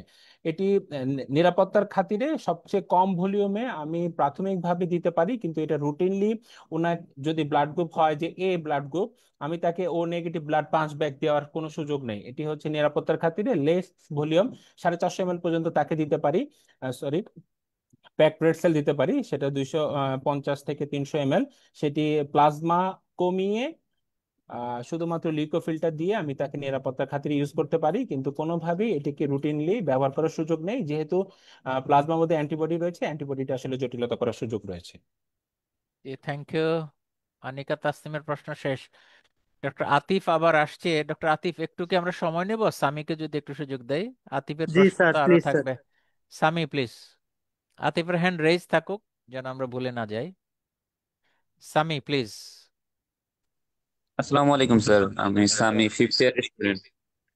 স্যার আমরা যখন ব্লাড দেই তখন আসলে এরকম একটা গাইডলাইন থাকে যে 90 দিন বা 120 দিনের আগে ব্লাড দেওয়া যাবে না। তো অনেক সময় দেখা যায় যে ইমার্জেন্সি কন্ডিশন থাকে, তখন কি আসলে 90 দিনের আগে মানে ব্লাড একদমই দেওয়া যাবে না, এরকম কন্ট্রাইন্ডিকেশন থাকে, মানে দেওয়া যাবে না এরকম নিয়ম, নাকি দেখা যায় যে সিরিয়াস বা ইমার্জেন্সি কন্ডিশনে দিতে পারবো, দিলে কি কি সমস্যা হতে পারে? হ্যাঁ, চমৎকার প্রশ্ন। এটি নিয়ে আসলে আমাদের অনেক ধরনের জটিলতা হয়, কারণ অনেক ব্লাড সেন্টারে দেখা যায় যে 90 দিনের আগে অনেকে ব্লাড দিচ্ছেন, তখন দেখা যায় যে যারা আসলে গাইডলাইন ফলো করে 90 দিনের আগে ব্লাড নিতে চান না, তো সেক্ষেত্রে ওনারা চাপ প্রয়োগ করেন যে আমি অমুক সেন্টারে ব্লাড দিয়েছি, আপনারা কেন নিবেন না, আপনাদেরকে নিতে সমস্যা কি। ব্লাড দেওয়াটা আসলে বড় ক্রেডিট নয়। ব্লাডটা আসলে আমি যেটা দিচ্ছি সেটা আসলে মানসম্মত কিনা, মানে সেটাতে গুণগত মান পর্যাপ্ত রয়েছে কিনা, আমি যে ব্লাডটা দিচ্ছি সেটি আসলে রোগীর উপযোগী হিসাবে তার শরীরে ঢুকছে কিনা, সেটাই সবচেয়ে বেশি গুরুত্বপূর্ণ। এখন আমি যদি ব্লাড দিই, আমি যখন ব্লাড ডোনেশন করলাম, আমার শরীরে প্লাজমা যে ঘাটতিটা রয়েছে হোল ব্লাড ডোনেশনের সময়, সেটি আসলে 48 থেকে 72 ঘন্টার ভিতরে এটি পূরণ হয়ে যায়, কিন্তু রেড সেল আসলে তৈরি হতে সময় নেয়। এটা আমরা এই জন্যই বলে থাকি যে 90 দিন অথবা 120 দিন। আমাদের সবচেয়ে বেশি দুর্ভাগ্য যে বাংলাদেশে যে কোনো পাঠ্যপুস্তক যেটাই থাকুক না কেন, সেটা আসলে ইউরোপিয়ান স্ট্যান্ডার্ড বা ইউরোপিয়ান টেক্সট বই অনুসারে আমরা সেটা ফলো করে থাকি। ইউরোপিয়ান স্ট্রাকচারে ওনাদের কিন্তু আসলে আয়রনের ঘাটতি বাংলাদেশের মতো নেই। আমাদের কিন্তু আয়রনের ঘাটতিটা বাংলাদেশের জনগোষ্ঠীর মধ্যে বেশি। তাহলে সেক্ষেত্রে ব্লাড ডোনেশন যখন আমরা করছি, তাদের দেশে কিন্তু ব্লাড সেন্টার গুলা ব্লাড ডোনেশনের পরে তাকে আয়রন সাপ্লিমেন্ট প্রেসক্রাইব করে থাকেন, অনেক সময় তাকে ফ্রি দিয়ে থাকেন, বেশিরভাগই জায়গায় ফ্রি দিয়ে থাকেন। তখন কিন্তু তার যে আয়রনের ঘাটতিটা হচ্ছে সেটি কিন্তু দ্রুত পূরণ হয়ে যায়। তখন অনেক দেশেই কিন্তু 56 দিন পরেও রক্ত দেওয়ার সুযোগ রেখেছে শুধুমাত্র ব্লাডের অভাবটা পূরণ করার জন্য। কিন্তু বাংলাদেশের প্রেক্ষাপটে এসে এটি আসলে করার সুযোগ নেই, কারণ আমরা ব্লাড দেওয়ার পরে রুটিনলি আয়রন গ্রহণ যেমন করছি না, তেমনি হচ্ছে আমরা আসলে আমাদের যে আয়রন রিপ্লেসমেন্টের জন্য যে খাবার রয়েছে, রেড মিট আমাদের মূল অংশ, রেড মিটটা আসলে আমরা খুব কম খাই, আমরা আসলে হোয়াইট মিটের দিকে বেশি ঝুঁকে থাকি। তো সেক্ষেত্রে আমাদের আসলে আয়রনের ঘাটতিটা সহজে পূরণ হয় না। পূরণ না হওয়ার জন্য আসলে আমাদের শরীরে যেই রেড সেলটা তৈরি হচ্ছে সেটি রোগীর শরীরে গিয়ে পর্যাপ্ত উপকার করার সুযোগ রাখে না। এই কারণেই কিন্তু বলা হয়ে থাকে যে 120 দিনটা নিরাপদ, এবং মহিলাদের ক্ষেত্রে আসলে 6 মাস বাংলাদেশের প্রেক্ষাপটে এটি ফলো করা উচিত। কারণ তাদের শরীরে যে ঘাটতিটা হচ্ছে সে ঘাটতি পূরণ হতে কিন্তু সময় লাগছে। তো সেই সময়টার জন্যই কিন্তু মহিলাদের ক্ষেত্রে 6 মাসটা নিরাপদ, এবং পুরুষদের ক্ষেত্রে 4 মাস। বিপদের ক্ষেত্রে এমন যদি হয় যে রক্ত পাওয়া যাচ্ছে না, তাহলে উনি দান করতে পারবেন, কিন্তু এটা আসলে রুটিনলি ব্যবহার করার সুযোগ নেই যে আমি আগে দিয়েছি এখনো দিতে পারবো। আমার তো তেমন সমস্যা হয় না। আমার আসলে ফিজিক্যাল যে ফিটনেসটা সেটা আসলে আয়রন দিয়ে বোঝা যাবে না। আমার শরীরে আয়রনটা তখনই বোঝা যাবে যখন আমার শরীরে আয়রন অ্যাবসলিউট মানে ডিফিসিয়েন্সি তৈরি হচ্ছে। আমি এমন অনেক ডোনার দেখেছি যে 70 বার রক্ত দিয়েছে, যখন তার আয়রন প্রোফাইল করতে দিয়েছি তার ফেরিটিন লেভেল দেখা যাচ্ছে 6, মানে অ্যাবসলিউট আয়রন ডিফিসিয়েন্সি হয়ে বসে আছে। আমাদের দেশে যেহেতু আমরা ব্লাড ডোনেশনের আগে হিমোগ্লোবিনটা রুটিনলি টেস্ট করি না, বেশিরভাগ ক্ষেত্রে আসলে জানার সুযোগ থাকে না আসলে ওই ডোনার রক্ত দান করার উপযোগী কিনা। যদি 90 দিনের আগে রক্ত দিতে হয় তাহলে তাকে অবশ্যই হিমোগ্লোবিন পরীক্ষা করে রক্ত দিতে হবে, নতুবা আসলে কোনোভাবেই অন্ধভাবে রক্ত দেওয়ার সুযোগ নেই। ডক্টর আশরাফ, এই যে বললেন, আমিও এই টার্গেট করে বসেছিলাম যে ডোনারের হিমোগ্লোবিন লেভেল মানে কত, সর্বনিম্ন কত হলে উনি রক্ত দিতে পারবেন? অ্যাকর্ডিং টু স্যার গাইডলাইন আসলে 12.5, কিন্তু বাংলাদেশের প্রেক্ষাপটে আসলে আমরা 11 হলেই নিয়ে নিতে হয়, কারণ অনেক ক্ষেত্রে দেখা যায় যে 11-র বেশি আমরা অনেক ক্ষেত্রে পাই না। সেই জন্যই বলা হয়ে থাকে যে 12.5 আমাদের নির্দেশনা থাকলেও 11 পর্যন্ত আমরা অনেক ক্ষেত্রে অ্যালাউ করে থাকি, কিন্তু অ্যাকর্ডিং টু গাইডলাইন আমাদের আসলে 12.5 থাকাই উচিত। তার মানে আমরা 11-এর নিচে থাকলে ওনার কাছ থেকে মানে রক্ত না নেওয়ারই চেষ্টা করব, জি স্যার। ব্যাপারটা তাই? জি স্যার। আচ্ছা, কিন্তু কোনোভাবেই কি সুযোগ হবে না, যেমন প্রশ্ন আসলো ইমার্জেন্সি সিচুয়েশন একজন রক্ত ডোনেট করতে চাচ্ছেন, ধরেন এ বি পজিটিভ বা এ বি নেগেটিভ রক্তই, এটা তো রেয়ার একটি গ্রুপ, দিতেই হচ্ছে আর কেউ নাই, যিনি ডোনেট করলেন তাকে কোনো এক্সট্রা কেয়ার নিয়ে, যেমন ধরেন ব্লাড দিয়ে দিলে হাইপোভলিমিয়া হওয়ার একটা চান্স আছে, প্রোটিনও চলে যায়, সেলও চলে যায়। তো আমরা কি ওটা করতে পারি না, কিছুটা সাপোর্ট করে ওনার থেকে কিছু ব্লাড নিয়ে ওনাকে অবজারভেশনে রাখলাম ইনডোরে? এটা স্যার খুব চমৎকার প্রশ্ন, এটা করার সুযোগ রয়েছে। এটা আমাদের যে বডি ওয়েট রয়েছে, বডি ওয়েট অনুসারে আমাদের আসলে যতটুকু ব্লাড ভলিউম রয়েছে, এটা 8 to 10% পর্যন্ত আমরা আসলে দান করতে পারি। আচ্ছা। এটার ক্ষেত্রে আসলে হাইপোভলিউমের সুযোগ থাকে না। আমি যদি ধরি আমার বডি ওয়েট 100 কেজি, তাহলে হচ্ছে গিয়ে আমার 66 ml/কেজি বডি ওয়েট হিসাব করে আমার আসলে শরীরে 6600 ml ব্লাড রয়েছে। তাহলে এটা 10% পর্যন্ত আমি আসলে ডোনেট করতে পারবো এট এ টাইম, একবারে। এটার উপরে গেলে আসলে আমার রিপ্লেসমেন্টের প্রয়োজন হচ্ছে।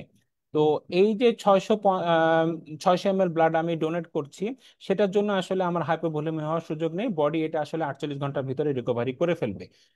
তাহলে সেক্ষেত্রে যদি দেখা যায় যে একজন রক্ত দান করতে হচ্ছে যার হিমোগ্লোবিন আসলে 11-র নিচে, কিন্তু ওনার জন্য এসেনশিয়াল, এখানে কিছু প্রিকশন করা যায় যে উনি রক্ত দান করার আগে দিয়ে যদি ভিটামিন সি জাতীয় কোনো কি জিনিস নিতে পারে, সেটা আসলে আয়রনটা তার শরীরে যেটা আছে সেটা প্রপার ইউটিলাইজেশন হয়। আমরা আমরা জানি যে আমাদের গ্যাস্ট্রিক মিউকাসের ভিতরে ফেরাসফেরিক যে কনভার্সনটা হয়, এটা আসলে প্রপার যদি না হয়, তাহলে কিন্তু আমাদের শরীরে আয়রনটা অ্যাবজর্ব হয় না। তো এক্ষেত্রে ভিটামিন সি একটু গুরুত্বপূর্ণ ভূমিকা রাখে। ভিটামিন সি যদি দেখা যায় যে হ্যাঁ, ব্লাড ডোনেশনের আগে আমি ভিটামিন সি জাতীয় কোনো পানি পানীয় বা শরবত এগুলো খেয়ে নিলাম, খেয়ে নেওয়ার পরে আমি যখন ডোনেট করব, আমি যতটুকু উপকার পাচ্ছি আমার রোগীও কিন্তু ঠিক সে পরিমাণ উপকার পাচ্ছে। এর পরবর্তীতে আমি তাকে আয়রন প্রেসক্রাইব করতে পারি, যেহেতু তার হিমোগ্লোবিন 11-র নিচে, এবং জরুরি প্রয়োজনে ওনাকে রক্ত দেওয়ার প্রয়োজন হয়েছে, তাহলে সেক্ষেত্রে আয়রনটা সাপ্লিমেন্ট হিসাবে উনি গ্রহণ করতে পারেন। তবে যদি সুযোগ থাকে, আয়রন প্রোফাইল করে নিয়ে আরো বেশি সুনিশ্চিতভাবে উনি বাকি প্রক্রিয়ার মধ্যে যেতে পারলে সবচেয়ে বেশি নিরাপদ। আমরা প্রয়োজনে ইনজেক্টেবলও কি দিতে পারি যদি হুম। দেখা যায় যে ওনার আয়রন ডেফিসিয়েন্সি হয়ে গেল ব্লাড দেওয়ার পর?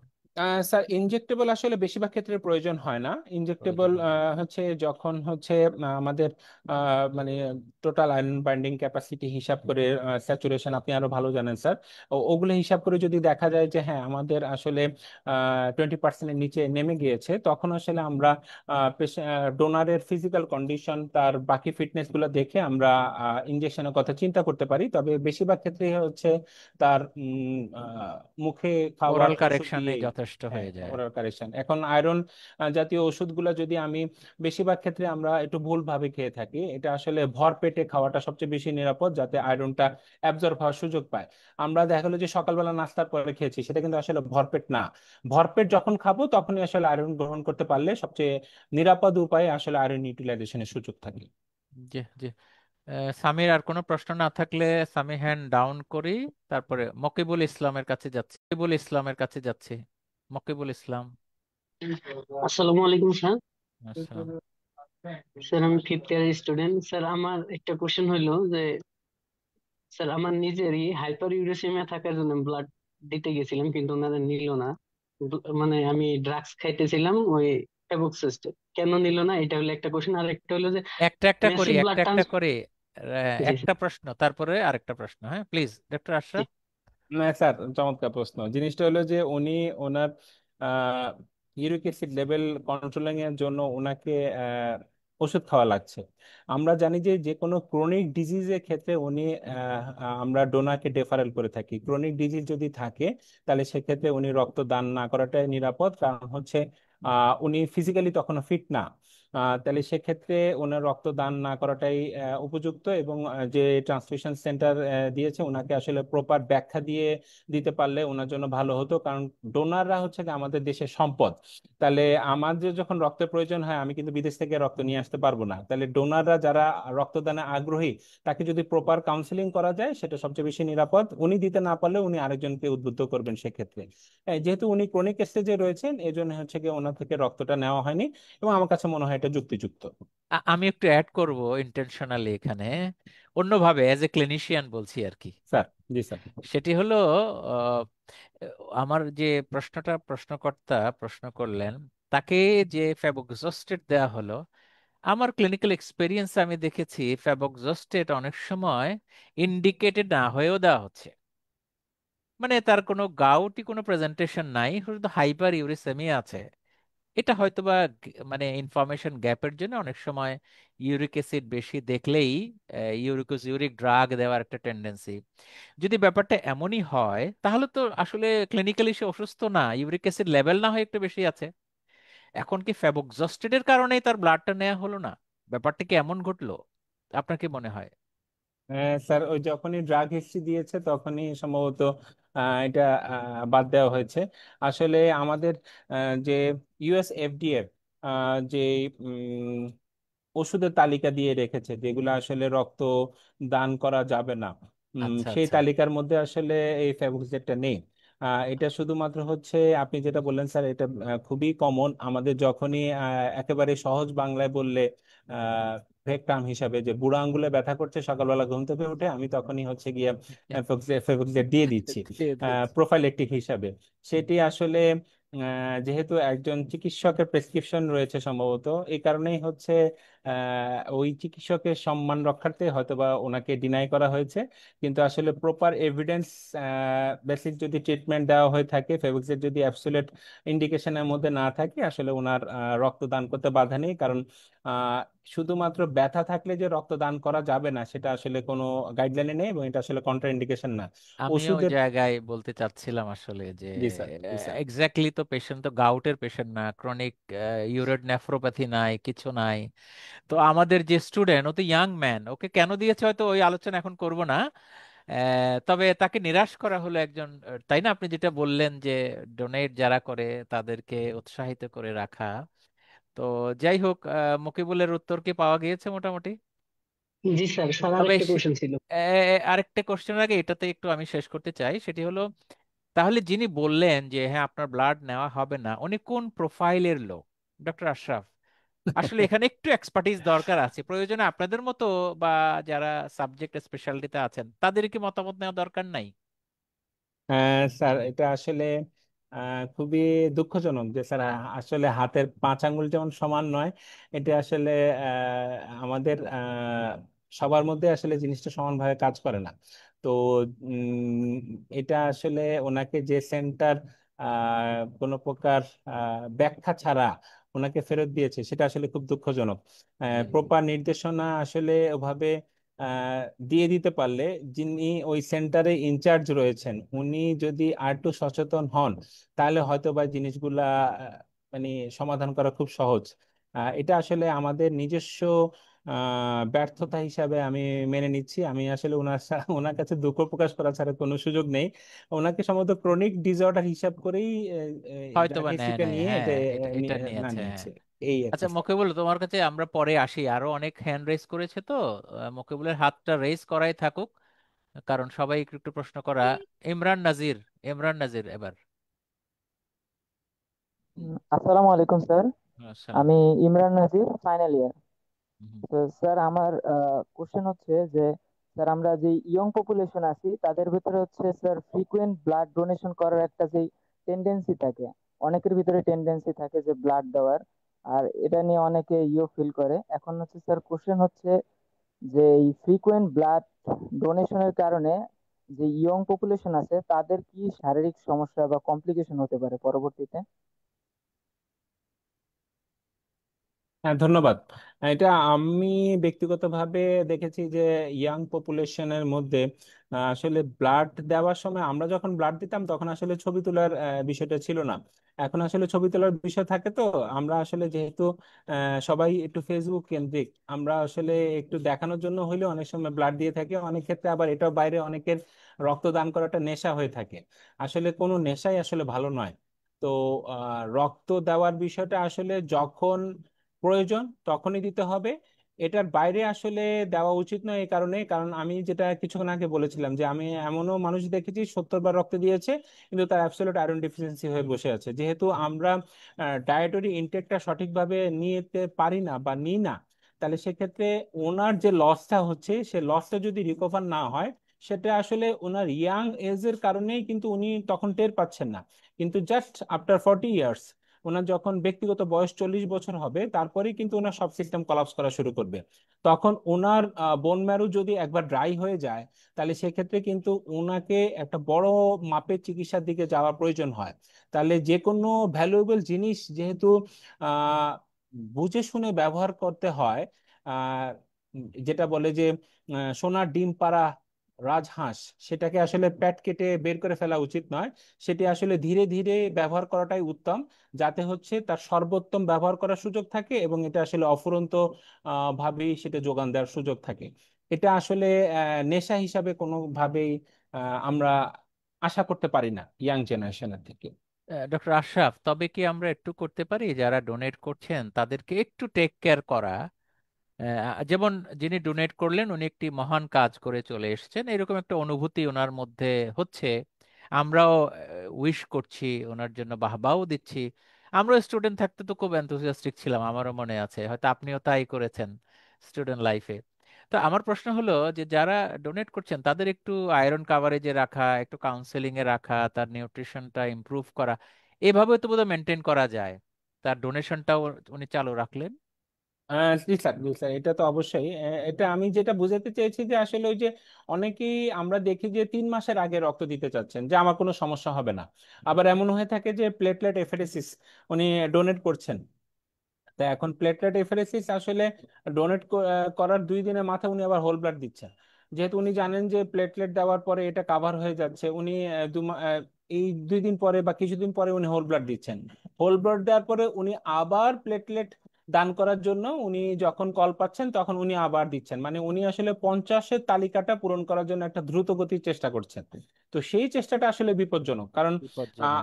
আমরা জানি যে আসলে আমাদের শরীর থেকে যখন রক্ত চলে যায়, সেটি আসলে সুনির্দিষ্ট পরিমাণ গেলেই কিন্তু আসলে এটা রেড সেল বোন ম্যারো থেকে তৈরি হয়ে আসার একটা বড় সময় প্রয়োজন হয়। সেটা আসলে 56 দিন থেকে 90 দিনের একটা সময় থাকে। 8 সপ্তাহ থেকে 90 দিন পর্যন্ত একটা সময় থাকে।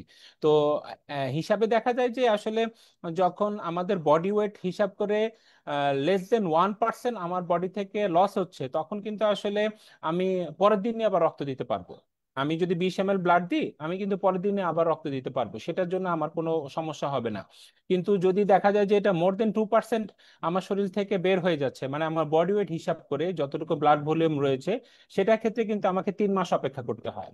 তাহলে এই জিনিসটা আসলে আমাকে খেয়াল করতে হবে।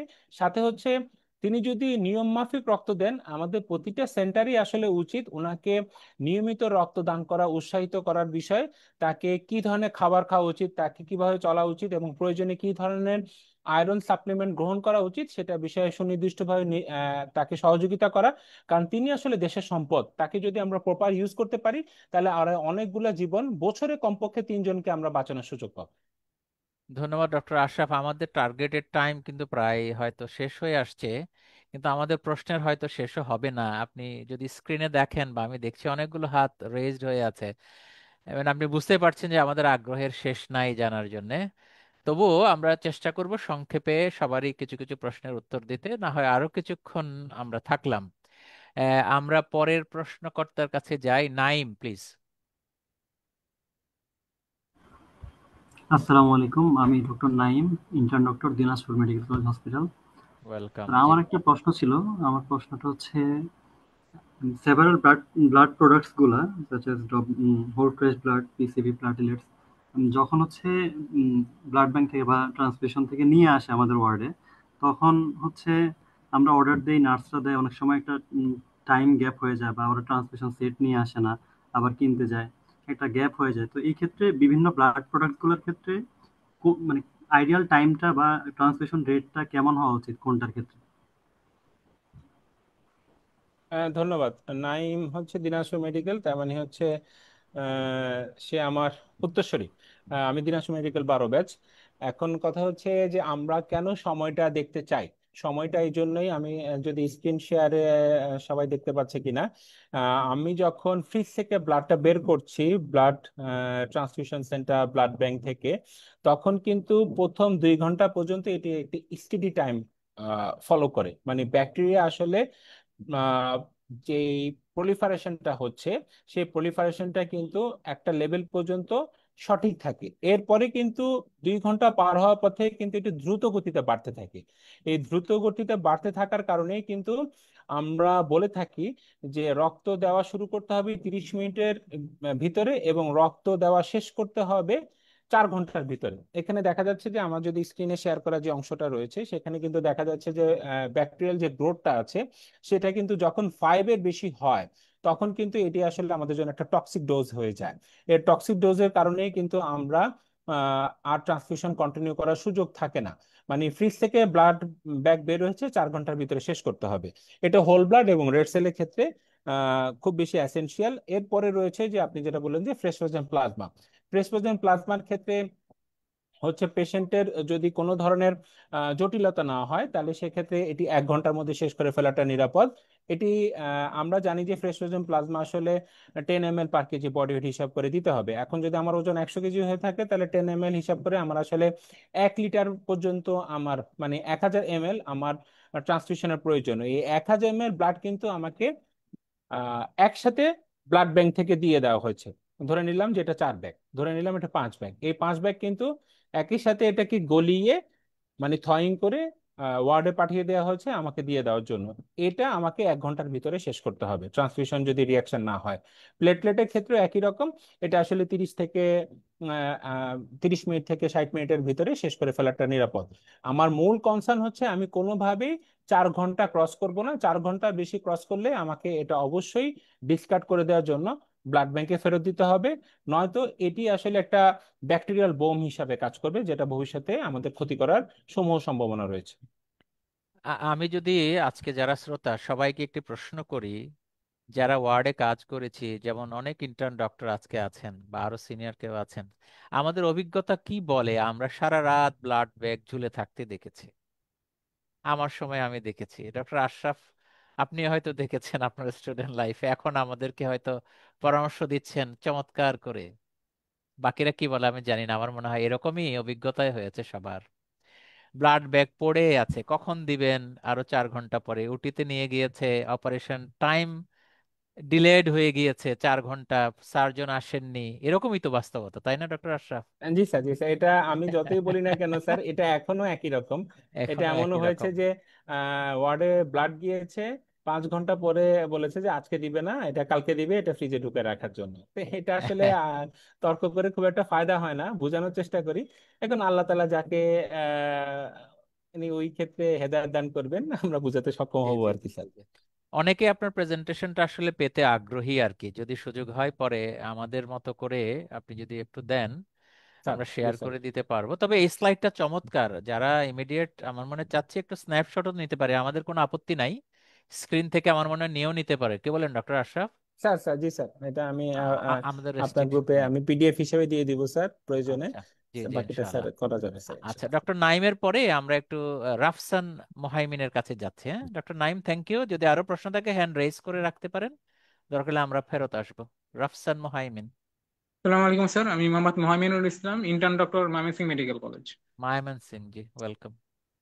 স্যার, আমার কোশ্চেনটা হচ্ছে বার্ন ইস্যু নিয়ে। মানে রিসেন্টলি আমরা দেখলাম যে যে বিমান দুর্ঘটনায় যে আমাদের যে একটা হিউজ পরিমাণ আহ, যে একটা ক্ষয়ক্ষতি হইলো, তো সেখানে আমরা দেখলাম যে ওই ওই ওই এলাকাটায় মানে ব্লাড সংগ্রহ করার জন্য একটা ধুম পড়ে গেল। এখন আমরা জানি তো যে বার্নের ক্ষেত্রে সাধারণত ফ্লুইড ম্যানেজমেন্টের জন্য পার্কল্যান্ড ফর্মুলাটা ইউজ করা হয় প্রথম 2 দিনের জন্য, এবং পরে হচ্ছে অ্যালবুমিন দেওয়া হয়। তো স্যার, বার্নের ক্ষেত্রে এই ব্লাড ট্রান্সফিউশনের ইন্ডিকেশনটা কখন আমরা দিব স্যার, এটা একটু যদি বলতেন। ধন্যবাদ। যেহেতু আমি দীর্ঘ 5 বছর বার্ন ইউনিভার্সিটিতে কাজ করার সুযোগ পেয়েছিলাম, সেক্ষেত্রে আপনি যেটা বলেছেন সেটাই যথার্থ। বার্নের ক্ষেত্রে আসলে ব্লাডে কোনো প্রয়োজন নেই। তখনই প্রয়োজন যখন হিমোগ্লোবিনটা কমে গিয়েছে 7-এর নিচে, তখনই আসলে ট্রান্সফিউশনের প্রয়োজন হয়। এছাড়া অন্য কম্পোনেন্টের আসলে প্রয়োজন হয় না। প্লেটলেট আসলে খুবই কম ক্ষেত্রে প্রয়োজন হয়। বার্নের ক্ষেত্রে হোল ব্লাড ট্রান্সফিউশনের কোনো প্রয়োজনই নেই। শুধুমাত্র হিমোগ্লোবিন যখন 7-এর নিচে তখন রেড সেল কনসেন্ট্রেট। আমরা গরিব দেশ চিন্তা করে আমরা অনেক সময় হচ্ছে অ্যালবুমিন বাড়ানোর জন্য ফ্রেশ ফ্রোজেন প্লাজমা দিয়ে চেষ্টা করে থাকি, কিন্তু ফ্রেশ ফ্রোজেন প্লাজমা একটি আইসোটনিক ফ্লুইড। সেটা দিয়ে আসলে কখনোই আমাদের ভাস্কুলার কম্পার্টমেন্টে অ্যালবুমিন ধরে রাখা সম্ভব নয়। অ্যালবুমিন ধরে রাখার জন্য শুধুমাত্র হাইপারটনিক সলিউশনটা ব্যবহার করতে হয় 20% অথবা 25%। ফ্রেশ ওজন প্লাজমা দিয়ে আসলে বার্নের চিকিৎসা করা কোনোভাবেই সুযোগ নেই, নিরাপদ নয়, এবং এটা আসলে আন্তর্জাতিক মানদণ্ড কোনোভাবেই এটাকে অ্যালাউ করে না। আমার মনে হয় সাম্প্রতিক এই ঘটনায় একটা মানে ইস্যু হয়ে গিয়েছিল যে রক্ত দিচ্ছি রক্ত দিচ্ছি, লোকজন ভিড় করছেন, তাই না? মানে একটা ভিন্ন ধরনের সিচুয়েশন তৈরি হয় আমাদের দেশে। সেই আঙ্গিকে ডক্টর মোহামিনের এই প্রশ্নটা অত্যন্ত প্রাসঙ্গিক বলে আমার মনে হলো। Thank you doctor Mohamin. ধন্যবাদ স্যার। ওকে, এবার আমরা আর আর কারো হাত দেখতে পাচ্ছি না, নতুন কারো। ডক্টর আতিফের কাছে আবার একটু ফেরত যাব। ডক্টর আতিফ আসলাম। স্যার কিছুক্ষণ আগে আপনি বললেন যে ওই যে আমরা পায়ে ব্যথা মানেই ফেবুজোস্টেট দিয়ে দেই, সেম এরকম ভাবে ব্লাড ট্রান্সফিউশনের পরই ক্যালসিয়াম গ্লুকোনেট দেওয়া হয়। এই ব্যাপারে স্যার একটু যদি বলতেন ডিটেলস আপনি। হ্যাঁ, থ্যাংক ইউ, চমৎকার প্রশ্ন, চমৎকার। আমরা হচ্ছে ট্রান্সফিউশন করার ক্ষেত্রে অনেক সময় চিন্তা করে থাকি যে আমরা ক্যালসিয়াম দিয়ে থাকি। ক্যালসিয়াম দেওয়ার বিষয়টা এই জন্যই আসে যে আমাদের আসলে যে ব্লাড ব্যাগে যে প্রিজারভেটিভটা ইউজ করে থাকি অ্যান্টিকোগুল্যান্ট, সেটা হচ্ছে CPDA1, সাইট্রেট ফসফেট ডেক্সট্রাস অ্যাডেনিন 1। এখানে সাইট্রেটটাই আসলে মূল অংশ হিসাবে শুরু হয়। এর আগে যখন সাইট্রেট ছিল না তখন আসলে ব্লাড প্রিজার্ভ করার কোনো সুযোগ ছিল না। সাইট্রেট যেহেতু প্লেটলেটটাকে আসলে ক্লট করতে দেয় না, এই জন্যই এটাকে ব্লাড হিসেবে প্রিজার্ভ করার সুযোগ রয়েছে। সাইট্রেটটা আসলে আমাদের শরীরে হচ্ছে ক্যালসিয়ামটাকে চিলেট করে, ক্যালসিয়ামের পরিমাণ কমিয়ে দেয়। আহ, তখনই কমিয়ে দেয় যখন আমাদের আসলে লিভারটা কম্প্রোমাইজ থাকে, মানে লিভার আসলে যে পরিমাণ সাইট্রেটটা অ্যাবজর্ব করতে পারবে সেই ভাবে যদি লিভারটা কাজ না করে, তাহলে এই সাইট্রেটটা আমাদের শরীরে টক্সিসিটি করতে পারে। আদার দেন ট্রান্সফিউশন দিয়ে যে সাইট্রেটটা আমাদের শরীরে ঢুকছে সেটাতে আসলে আহ মানে সাইট্রেট টক্সিসিটি হওয়ার সুযোগ নেই, ক্যালসিয়ামটা চিলেট করে হাইপোক্যালসিমিয়া হওয়ার সুযোগ নেই। তো হাইপোক্যালসিমিয়া হলেই আসলে আমাদের ক্যালসিয়ামটা ব্যবহার করতে হয়। সেই হিসাবে আমি যে পেপারটা দেখেছি সেটা আসলে খুবই সাম্প্রতিক এবং এটা খুবই রিলেভেন্ট পেপার। এই পেপারের ভিত্তিতে কিন্তু ওনারা দেখিয়েছেন যে 3 ব্যাগ ব্লাড যদি একই দিনে দেওয়া হয় তাহলে সেক্ষেত্রে সুযোগ রয়েছে সাইট্রেট টক্সিসিটি হয়ে হাইপোক্যালসেমিয়া হওয়ার জন্য। সেটা আসলে ল্যাব ইনভেস্টিগেশন এবং ক্লিনিক্যালি সেটা এভিডেন্ট হওয়ার সুযোগ রয়েছে।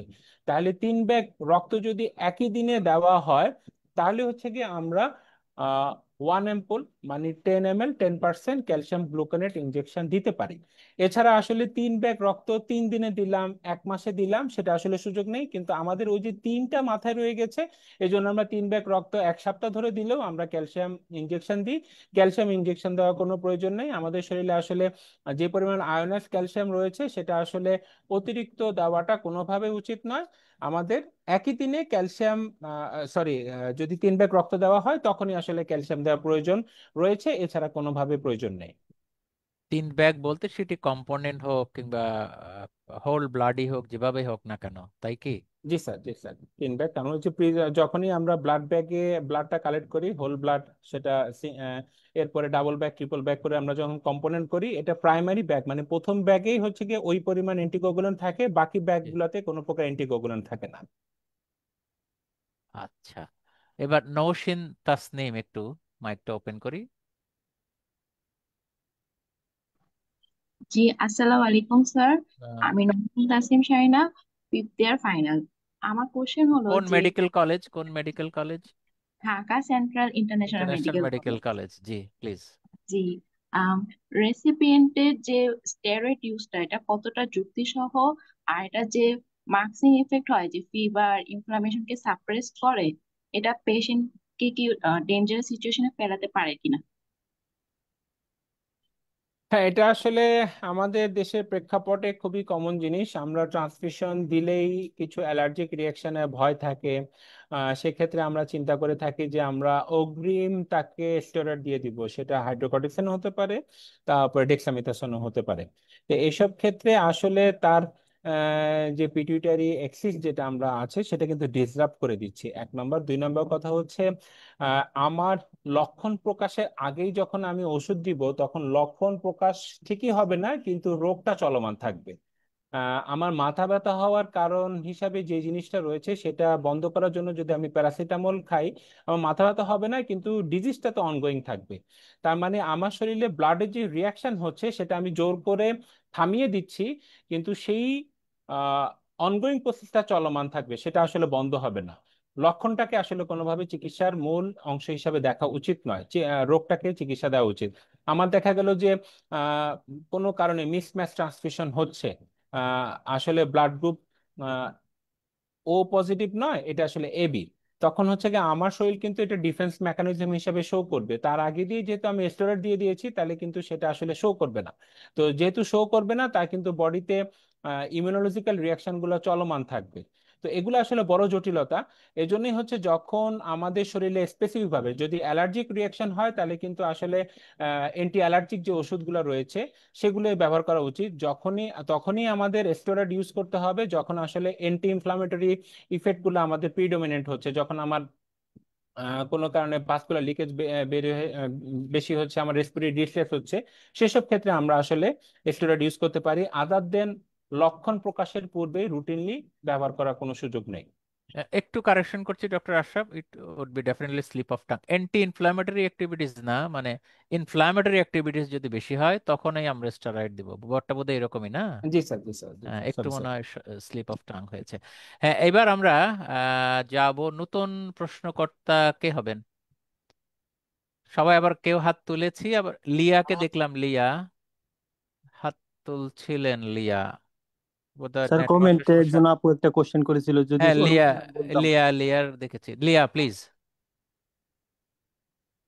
মাইকটা অন করি। হ্যাঁ, পরিচয় আসসালামু দিয়ে আলাইকুম তারপরে। স্যার, আমি জিয়া আচ্ছা। Akhtar, fifth year student, Dhaka central international medical college. হুম হুম। স্যার আমার কোশ্চেনটা ছিল যে আমাদের ব্লাড দেওয়ার কি বয়সের কোনো মানে লিমিটেশন আছে, যে এই বয়স থেকে এই বয়সের মধ্যে দেওয়া যাবে বা এর পরে দেওয়া যাবে না, এই কোশ্চেনটা কি আমার?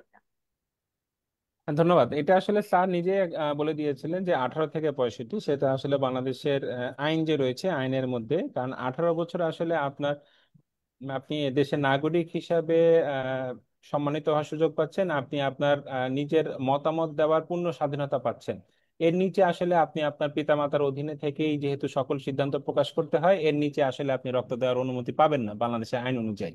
তো বাংলাদেশের আইন অনুযায়ী 65 বছরই করা আছে, তো 65 বছর আসলে এটা আপার লিমিট। উনি যদি আহ সব দিক দিয়ে সুস্থ থাকেন শারীরিক এবং মানসিক ভাবে, তাহলে উনি রক্তদান করতে পারবেন। আসলে 70 বছর বয়সে রক্ত দেওয়ার সুযোগ রয়েছে, যেটা বিদেশে ফলো করা হয়। বাংলাদেশে যেহেতু এখন পর্যন্ত এটা নিয়মের মধ্যে রয়েছে, আমরা আসলে 65 পর্যন্ত অ্যালাউ করি। যদি উনি সব দিক দিয়ে ফিট থাকেন উনি রক্ত দান করতে পারবেন। এটা আসলে একেবারে বয়সটা আহ বাধা হওয়া উচিত না, শুধুমাত্র মতামত প্রকাশ করার যে আইনগত ভিত্তি রয়েছে সেটাকে অনুসরণ করা জরুরি। এর পরবর্তীতে আসলে আমরা রক্ত দান করার ক্ষেত্রে উৎসাহিত করাটাই সবচেয়ে বেশি প্রয়োজন। যদি সুস্থ থাকেন সব দিকে যে কেউ দিতে পারেন আর কি, ব্যাপারটা আর এরকম। যদি এমন হয় যে ইমার্জেন্সি সিচুয়েশনে রক্ত লাগবে, কিন্তু স্যার যেটা বলেছিলেন যে এবি পজিটিভ নেগেটিভ এই রক্তগুলো তো রেয়ার, তো যদি এমন কেউ হয় যে সে হেলদি পার্সন কিন্তু তার বয়স 18-র নিচে, তাহলে সেক্ষেত্রে কি তার থেকে ব্লাডটা নেওয়া যাবে? এটা আইনগত জটিলতা রয়েছে। কারণ এর পরবর্তীতে কেউ যদি ক্লেম করে যে ওর থেকে জোর করে রক্ত নিয়ে নেওয়া হয়েছে, তাহলে সেক্ষেত্রে রক্তদান কেন্দ্র বিপদে পড়ার সুযোগ রয়েছে। যেহেতু আইনগত বাধা রয়েছে, পূর্ণ মতামত দেওয়ার স্বাধীনতা তাকে দেওয়া হয়নি আইনগতভাবে, সুতরাং সেটা আমরা গ্রহণ করতে চাই না। সেটা আসলে ওই মুহূর্তে করাটা উচিত নয়। জি, ঠিক আছে লিয়া, আমরা আবার পরের প্রশ্নকর্তার কাছে যাচ্ছি। Thank you. ইয়ের কাছে, মকিবুল ইসলামের কাছে আবার একটু ফেরত যাই। মকিবুলের একটা দ্বিতীয় প্রশ্ন অপেক্ষা স্যার, করছি।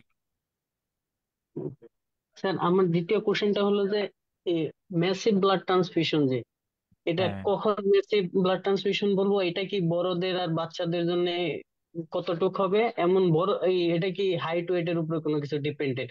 আর যদি ম্যাসিভ ব্লাড ট্রান্সফিউশন দেই তখন কি আমাদের কোনো প্রোটোকল বা কোনো প্রিকশন নিতে হবে নাকি? এটাই আমার কোশ্চেন ছিল। জি, এটা আসলে স্যার অনেক বড় উত্তর। আচ্ছা। একেবারে ছোট করে দিলে আসলে ওনার বডি ওয়েট অনুযায়ী যে ব্লাড ভলিউম রয়েছে সেটা 24 ঘন্টার ভিতরে পুরোপুরি বদল করে ফেলা, অথবা হচ্ছে তার বডি ওয়েট হিসাব করে যে ডিজায়ার্ড অ্যামাউন্ট 4 ইউনিট রয়েছে, সেই 4 ইউনিট যদি 1 ঘন্টার মধ্যে ওনাকে বদল করতে হয়, সেটা আসলে ম্যাসিভ ট্রান্সফিউশন। এখন ম্যাসিভ ট্রান্সফিউশনের প্রোটোকলে যেটা রয়েছে যে red cell concentrate, FFP and platelet concentrate সবকিছু 1:1:1। তো সেক্ষেত্রে আহ, এক সময় হচ্ছে কম্পোনেন্ট থেরাপির দিকে বেশি মনোযোগ ছিল। এর পরবর্তী 2016 সালের পর থেকে কিন্তু ওয়াকিং ব্লাডকে মানে উৎসাহিত করা হচ্ছে। ওয়াকিং ব্লাড মানে ব্লাড এসে ডোনেট করে দিয়ে যাবে, সেটা কম্পোনেন্ট করার প্রয়োজন নেই, হোল ব্লাড তাকে রিপ্লেস করে দেওয়া হবে। তো যেহেতু আহ, আমরা ব্লাড ট্রান্সফিউশনের পূর্বে আমরা তাকে ফ্লুইড থেরাপি দিয়ে তার প্রেশারটা মেনটেন করার চেষ্টা করি, সেজন্যই হচ্ছে মানে ভলিউমটা রিপ্লেস করার চেষ্টা করি, তখন আসলে ডাইলুশনাল কোগুলোপ্যাথি ডেভেলপ করে ফেলে অনেক ক্ষেত্রে। ডাইলুশনাল কোগুলোপ্যাথি মানে আমরা ট্যাকেল করার জন্য আসলে ফ্রেসপ্রোজেন প্লাজমা এবং হচ্ছে প্লেটলেট কনসেন্ট্রেটটা চিন্তা করে থাকি। তাই সেক্ষেত্রে আমাদের কিছু জিনিস দেখতে হয়, যে পিটিএ পিটিটি যখন আয়নার একটু আমাদের 1.5-এর তুলনায় বেশি হচ্ছে, এটা আসলে মোর দেন 2, সরি 1.8-এর বেশি হচ্ছে, যখন আমাদের এপিটিটি বেশি থাকছে মানে প্যাথোলজিক্যাল লিমিটে, যখন আমাদের প্লেটলেট কাউন্টটা less than 20,000-এর নিচে নেমে যাচ্ছে, তখনই আসলে আমাদের প্লেটলেট কনসেন্ট্রেটের প্রয়োজন হয়। এছাড়া কিন্তু বেশিরভাগ ক্ষেত্রেই দেখা যায় যে ওয়াকিং ব্লাড প্রোটোকল, যেটা 2016 সালের পর থেকে আবার এস্টাবলিশ করার চেষ্টা করা হচ্ছে, বিশেষ করে করোনার সময় যখন বেশি ব্লাডের প্রয়োজন হচ্ছিল, তখন ম্যাসিভ ট্রান্সফিউশন প্রোটোকলে কিছুটা পরিবর্তন আসা শুরু করেছে। তখন আসলে যেই ব্লাডটা আমরা দিচ্ছি হোল ব্লাড, সেটা যদি আমাদের দেখা যায় যে ল্যাব প্যারামিটার অ্যালাউ করছে, মানে আমার ডাইলুশন কোগুলোপ্যাথি হচ্ছে না, তাহলে কিন্তু আমাদের আর ওই যে 1:1:1 করার প্রয়োজন নেই। যে পরিমাণ ভলিউম আমার লস হয়েছে, সেই পরিমাণ ভলিউম আমি রিপ্লেস করতে পারলেই আমার আসলে বাকি কাজটুকু চলমান রাখা সম্ভব হচ্ছে। তার মানে এক্স্যাক্টলি কত ব্যাগ দিলে একদিনে আমরা ম্যাসিভ ট্রান্সফিউশন বলবো, এমন কোনো কি বলার সুযোগ নাই? স্যার এটা হচ্ছে আমার বডি ওয়েট যদি 100 কেজি হয়ে থাকে, তাহলে আমার জি। বডি ওয়েট অনুযায়ী 6 লিটারটা হচ্ছে গিয়ে আমার ক্ষেত্রে আমার বডি ওয়েট অনুযায়ী আচ্ছা থাকবে। আচ্ছা। তাহলে এই জি। 6 লিটারটাই যদি আমার একদিনে রিপ্লেস করার প্রয়োজন হয়, তাহলে আচ্ছা হচ্ছে কি আচ্ছা। এটা ম্যাসিভ ট্রান্সফিউশন। অথবা হচ্ছে কি আমার যেই পরিমাণ ভলিউম আমার 4 ইউনিট রিপ্লেস করবে, মানে 1 ঘন্টার ভিতরে আমাকে দিতে হচ্ছে, মানে 2 লিটার ব্লাড যদি আমাকে 1 ঘন্টার মধ্যে দেওয়ার প্রয়োজন হচ্ছে, তাহলে সেক্ষেত্রে এটাকে ম্যাসিভ ট্রান্সফিউশন বলবে স্যার। ও, তার মানে একটু ভিন্ন ভিন্ন ভাবে ডিফাইন করার সুযোগ আছে। জি স্যার, জি স্যার, সুযোগ রয়েছে আচ্ছা, স্যার। অন্যভাবে কি ডিফাইন, আমি আমার যে ছাত্র প্রশ্ন করেছে তাকে ধন্যবাদ দেয়, আমার মনে এরকম আরেকটি প্রশ্ন জেগেছে ও প্রশ্ন করার পরে, ম্যাসিভ ট্রান্সফিউশনটা কি ওই একদিনে বা এমার্জেন্সি সিচুয়েশনে দেওয়ার সময় আমরা ডিফাইন করছি, নাকি অন্যভাবে করতে পারি? যে ধরেন থ্যালাসেমিয়ার পেশেন্ট, তাকে তার জীবনে 300-400 ব্যাগ ব্লাড দিয়ে দেওয়া হয়েছে গত 10 বছরে, এমন কোনো ডেফিনেশন আছে নাকি যারা ক্রনিক ব্লাড রেসিপিয়েন্ট? না স্যার, এটা আসলে তার শরীরে ভলিউম অ্যাডজাস্টমেন্টের জন্য, তার বডি ওয়েট অনুযায়ী যে ভলিউমটা রয়েছে তার ভাস্কুলার কম্পার্টমেন্টে, সেটাকে মেনটেন করার জন্য যে ভলিউমটা প্রয়োজন, সেটাই হচ্ছে স্যার আসলে ট্রান্সফিউশন প্রোটোকল। সেটা যদি মানে যতটুকু প্রয়োজন ততটুকু যদি আমাকে দিয়ে দিতে হয়, সেটা আসলে ম্যাসিভ ট্রান্সফিউশন। মানে আমার শরীরে একই সাথে এত বেশি পরিমাণ ব্লাড দিতে হচ্ছে, এই জন্য এটা ম্যাসিভ। কিন্তু আমি 5 বছর ধরে আমি 6 লিটার নিচ্ছি, তাহলে সেটা ম্যাসিভ হবে না স্যার, Massive না। কারণ কম্পার্টমেন্টটা আমাকে অ্যালাউ করছে।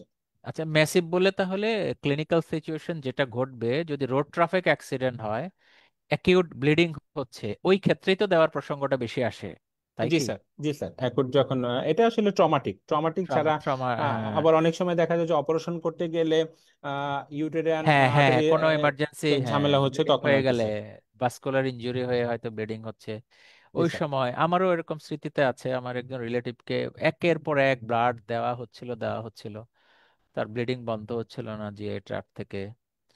ঠিক আছে, আমাদের প্রায় শেষের দিকে আসলে, আমরা ডক্টর আতিফের কাছে একটু পরেই যাই।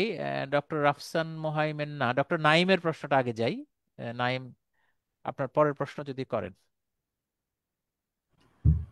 স্যার আমার পরের প্রশ্নটা হচ্ছে কো অ্যাডমিনিস্ট্রেশন অফ ফ্রুসেমাইড বা আমরা ইনজেকশন লেসিক্স অনেক সময় দিয়ে থাকি, বলা হয় যে ভলিউম ওভারলোড যেন না হয় এজন্য, কিন্তু আমি আমার পেডিয়াট্রিক রোটেশনে আমি দেখলাম মানে সিনিয়রদেরকে জিজ্ঞেস করলেই বলে 0.1 ml/kg লেসিক্স দিয়ে দাও।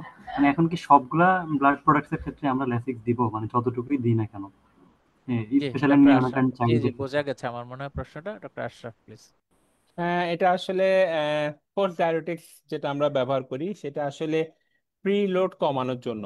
যেসব পেশেন্টের ক্ষেত্রে আসলে প্রিলোড বেশি, elderly patient, chronic heart failure, renal failure রয়েছে, তাদের আসলে প্রিলোড বেশি। প্রিলোড যখন আমরা বেশি থাকে তখনই ব্লাডটা দিলে তার ট্রান্সফিউশন অ্যাসোসিয়েটেড কার্ডিয়াক ওভারলোড হওয়ার সুযোগ থাকে, যেহেতু সেই ভলিউমটা সে হার্ট পাম্পিং করে সেটাকে আসলে ডিস্ট্রিবিউশন করার সুযোগ পায় না। তো এজন্যই বলা হয়ে থাকে যেসব পেশেন্টের প্রিলোড রয়েছে তাকে বিফোর ট্রান্সফিউশন অথবা ডিউরিং ট্রান্সফিউশন তাকে ফোর্স ডায়োটিক্স ব্যবহার করা যেতে পারে। কিন্তু যদি প্রিলোড তার কোনো সমস্যা না থাকে, জাস্ট আফটারলোডে সমস্যা হচ্ছে, সেসব ক্ষেত্রে অথবা তার কোনো সমস্যাই নেই, সেসব ক্ষেত্রে আসলে ফোর্স ডায়োটিক্স ব্যবহার করাটা একেবারেই উচিত নয়। কারণ সেক্ষেত্রে আসলে সেলুলার ডিহাইড্রেশন হওয়ার সুযোগ থাকে, কারণ আমি তাকে জোর করে ফ্লুইড শিফট করে আমি তাকে বের করে দিচ্ছি। যেহেতু ফ্লুইড শিফট করে বের করে দিচ্ছি, পেশেন্ট ব্লাড পাচ্ছে ঠিকই, কিন্তু পেশেন্ট আসলে সেলুলার ডিহাইড্রেশনের কারণে তার আদার কমপ্লিকেশন হওয়ার সুযোগ রয়েছে। Sir right. আমাদের যেমন গতকালকে একটা পেশেন্ট আসছিল, ওর হিমোগ্লোবিন ছিল 2.7, পেডিয়াট্রিক্স ওয়ার্ডে। তো ওকে হচ্ছে ব্লাড দেওয়া হয়েছিল, আজকে সহ 3 ব্যাগ দেওয়া হয়েছে। তো ওর ক্ষেত্রে প্রতিবারই মিড ট্রান্সফিউশন আর ল্যাসিক দিতে বলা হয়েছিল, আমি নিজেই অর্ডার দিয়েছিলাম পরে। তো এই ক্ষেত্রে কি আসলে আমরা পেডিয়াট্রিক্স ওয়ার্ডে বা নিওনেটদের ক্ষেত্রে সবসময় কি ল্যাসিক দিব কিনা, বা আসলে অ্যাবসলিউট ইন্ডিকেশনটা কি? আপনি যখন পেডিয়াট্রিস অথবা নিউনেটকে যখন ব্লাড ট্রান্সফিউশন করছেন তখন কিন্তু আপনি তাকে বডি ওয়েট হিসাব করেই সুনির্দিষ্ট পরিমাণ তাকে ব্লাড দিচ্ছেন। সুনির্দিষ্ট ব্লাড যেহেতু দিচ্ছেন এবং ডিউরিং ট্রান্সফিউশন আপনি কিছু ভাইটালস দেখতেছেন, তার হার্ট রেট দেখছেন, তার লাংস এর কন্ডিশন দেখছেন, তার স্যাচুরেশন দেখছেন, যেগুলো আসলে খুবই এসেনশিয়াল। তাহলে সেক্ষেত্রে তার এসব জটিলতা যদি না হয়, তার যদি ট্রান্সফিউশন অ্যাসোসিয়েটেড কার্ডিয়াক ওভারলোডের কোনো সিমটম না থাকে, তাহলে হচ্ছে কি তার ফোর্স ডায়োটিক্স ব্যবহার করার কোনো যৌক্তিকতা নেই। শুধুমাত্র যখন লক্ষণ থাকবে অথবা পেশেন্ট কোনো কারণে আগে থেকেই দেখা যায় যে তার রেনাল এক্সক্রিয়েশন হচ্ছে না, তার পার আওয়ার যে ইউরিন আউটপুট হওয়ার কথা সেটা হচ্ছে না, তখন আপনারা ফোর্স ডায়োটিক্স ব্যবহার করতে পারেন। এছাড়া কোনো প্রয়োজন নেই, কারণ আপনি তাকে ব্লাড দিচ্ছেন তার ভলিউম রিকোয়ারমেন্ট হিসাব করে, এটা তার বডিতে অ্যাডজাস্ট হয়ে যাবে, সেটা আসলে কোনো প্রয়োজন নেই রিডিস্ট্রিবিউশন করার। আমার মনে হয় আমরা থ্যাংক ইউ। উত্তর পেয়ে গিয়েছি না ডক্টর নাইম? Thank you. হ্যাঁ, ডক্টর আতিফ প্লিজ।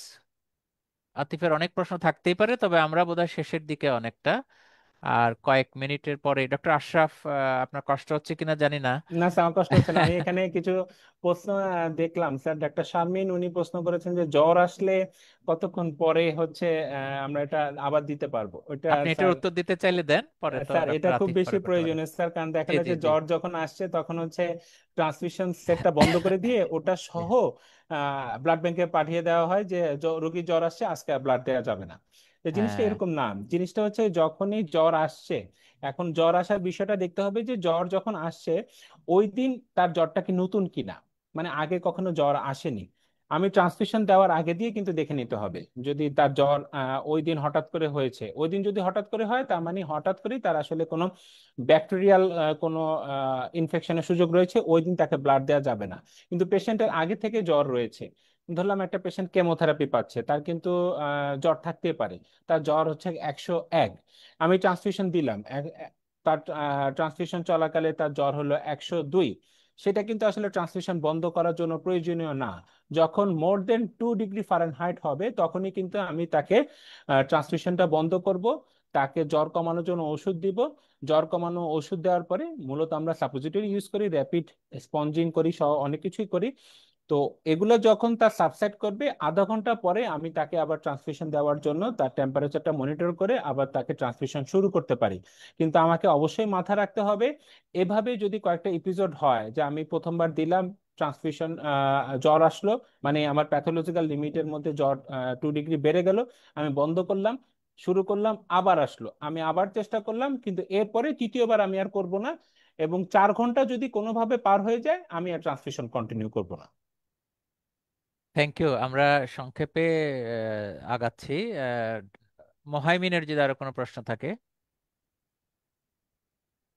আসসালামু আলাইকুম মোহাইমিন। স্যার। সালাম। হ্যাঁ, খুব সংক্ষেপেই বলি, হ্যাঁ আমাদের প্রায় শেষ সময়। আমার কোশ্চেনটা ছিল এমন যে আপনারা হয়তো দেখে থাকবেন বিভিন্ন প্রতিবেদনে, আহ, আহ, এখন দেখা যাচ্ছে যে আহ, মানে ব্লাড নিয়ে বিভিন্ন ব্যবসা শুরু হয়েছে। তো দেখা যাচ্ছে যে এক এক মানে 1 ইউনিট ব্লাডকে হাফ ইউনিট করে এবং তাতে সেলাইন মিশিয়ে বিভিন্ন জায়গায় করা হচ্ছে বিভিন্ন ব্লাড ব্যাংক থেকে। তো এটা কি বোঝার কোনো উপায় আছে কিনা, মানে কোনো পরীক্ষা ছাড়া আমরা কি দেখে বুঝতে পারবো কিনা, আর এটার জন্য আমাদের আসলে করণীয়টা কি? এটা চমৎকার প্রশ্ন। এটা আসলে আমরা প্রতারিত হওয়ার সুযোগ পাচ্ছি, কারণ আমাদের আসলে যারা প্রতারক তাদের আসলে আইকিউ লেভেলটা 140-এর বেশি থাকে। যেহেতু আমাদেরকে বোকা বানানোর জন্য তাদেরকে ব্রেনটা অনেক বেশি ইউজ করতে হয়। অনেক ক্ষেত্রে দেখা যায় যে তাদের আসলে আইকিউ লেভেলটা 180-ও থাকে। মানে যেভাবে হোক আমাদেরকে বোকা বানানো তারা সেই বুদ্ধিমত্তা রাখে। এটি আসলে আপনি যখন ব্লাড ব্যাগটা পাচ্ছেন, আপনি যখন সব ক্লারিক্যাল চেক করলেন, চেক করার পরে আপনি আসলে 10 থেকে 15 মিনিটের মতো ব্লাড ব্যাগটাকে হ্যাং করে রাখতে পারেন। হ্যাং করার পরেই কিন্তু আসলে তার রেড সেলটা নিচের দিকে নামা শুরু করবে, উপরের অংশটুকু আসলে প্লাজমা লেয়ার জমা শুরু করবে। প্লাজমা লেয়ারটাকে আপনি খুবই জানেন যে এটা স্ট্র কালারের মতো, সরি ইয়েলো কালারের মতো। এই ক্ষেত্রে যদি দেখেন যে এটা একেবারেই ওয়াটার কালার চলে আসছে, that means it's definitely normal saline অথবা অন্য কোনো কিছু দিয়ে করা, তখন আপনি এই ট্রান্সফিউশন দিবেন না, সংশ্লিষ্ট ব্লাড ব্যাংকে ফেরত পাঠানোর ব্যবস্থা করবেন। এটি একেবারে শর্টকাট করে বলা যায়। এছাড়া আমি একটা লেখা আছে আমার প্ল্যাটফর্মে, সেখান থেকে আপনি বাকিটুকু দেখে নিতে পারেন আর কি বিস্তারিত। রাইট। ডক্টর আতিফ, শেষের দিকে প্রশ্ন। ডক্টর আতিফ, দুই একটি প্রশ্ন যদি খুব গুরুত্বপূর্ণ থাকে। ডক্টর আতিফ আসলাম। জি স্যার, প্রেগনেন্সিতে স্যার থ্যালাসেমিয়া ট্রিট কোনো প্রেগনেন্ট পেশেন্ট আয়রন সাপ্লিমেন্টের ক্ষেত্রে যদি একটু বলতেন স্যার। প্রেগন্যান্সি, আয়রন সাপ্লিমেন্ট, একটি থ্যালাসেমিক পেশেন্ট, খুব কমপ্লিকেটেড সিনারিও মনে হয় বললেন ডক্টর আতিফ। আহ, আশরাফ, প্লিজ আপনার কি বক্তব্য? স্যার এটা আসলে পিওরলি হেমাটোলজির ওপিনিয়ন, তবু আমি বলার চেষ্টা করি যে প্রেগনেন্সির ক্ষেত্রে আসলে আমাদের হিমোগ্লোবিন টার্গেট হয়ে থাকে মোর দেন 9। এটা 10 করে রাখতে পারলে ভালো, যদি তিনি থ্যালাসেমিয়া ডিপেন্ডেন্ট মানে ব্লাড ট্রান্সফিউশন ডিপেন্ডেন্ট না হয়ে থাকেন। ব্লাড ট্রান্সফিউশন ডিপেন্ডেন্ট হলে এটা আমাদের টার্গেট হিমোগ্লোবিন 10-এর উপরে বা 11 আমরা চিন্তা করে থাকি।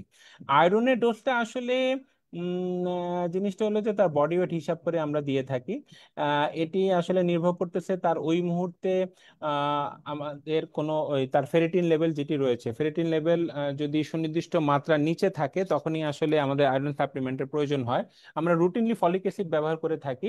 আয়রনেরটা আমাকে আসলে আয়রন প্রোফাইল করেই আসলে প্রেসক্রাইব করা উচিত। এটা আসলে বলতে গেলে অনেক বিস্তারিত। আমার কাছে মনে হয় যে এটা নিয়ে আরেকদিন আলোচনা করতে পারলে ভালো হয় আর কি। আমি 1 মিনিট বলবো doctor Ashraf, sir sir sure এই স্যার। প্রসঙ্গে পাশাপাশি আর কি। জি স্যার। যেমন আমরা হেমোগ্লোবিনোপ্যাথিস যখন থাকে আমরা বলি যে ফলিক অ্যাসিড দেব, আয়রন নিষিদ্ধ এমন ভাবে বলছি, অথবা রোগীও বুঝে নিয়েছেন সারা জীবন আপনার জন্য আয়রন হারাম। এই কথাগুলো আমাদের দেশেও যেমন বলা হয়, আমার মনে হয় আমাদের পাশের দেশেও বলা হয়। আমি নিজে ফেস করেছি আমার পেশেন্টকে। কিন্তু বাংলাদেশের মানুষের যারা ফিমেল রিপ্রোডাক্টিভ এজ, তাদের অনেক সময় মেনোরেজিয়া হয়, এত ব্লাড লস হয়, যারা স্পেশালি আমার মনে হয় থ্যালাসেমিয়া ট্রেটে যারা থাকে তাদের অনেকেরই আয়রন ডেফিসিয়েন্সি হয়। তাদেরকে কনভিন্স করা কঠিন হয়ে পড়ে, মানে আয়রন যে দিতে হবে, কারণ উনি তো আগে শুনেছেন থ্যালাসেমিয়া আছে, জীবনে আয়রন নেবেন না। কাজে এটা একটা ক্লিনিক্যাল চ্যালেঞ্জ বলে আমার মনে হয় আর কি, ম্যানেজমেন্ট চ্যালেঞ্জ। সেজন্য এটা বোঝাপড়ার ব্যাপার আছে। আপনি যেটা বলেছেন আমিও মনে করি যে ফেরিটিন লেভেলটা অন্ততপক্ষে দেখে ডিসাইড করা যায় এবং বোঝানো যায়। আয়রন সেভাবেই, সেটা প্রেগনেন্সি হোক বা যে কোনো কন্ডিশনেই হোক, ফেরিটিন লেভেল দেখে দেওয়াটাই আমার কাছে ভালো মনে হয়। তো আমরা শেষ করি ডক্টর আতিফ, যদি আর প্রশ্ন না থাকে। ডক্টর আশরাফ, আমার মনে হয় আপনার যদি সামারি কিছু থাকে, কিছু স্লাইড বাকি থাকে, আপনি বলার পরে মনে হয় অনেক প্রশ্নের উত্তর আমরা অনেকে পেয়ে যাব। পরে যদি আবার সুযোগ হয় আপনার, আমার মনে হয় আপনি বুঝতে পারছেন আমাদের যারা ডক্টর এবং ছাত্রছাত্রী তারা কিভাবে আপনার কথা শোনার জন্য বসে আছেন।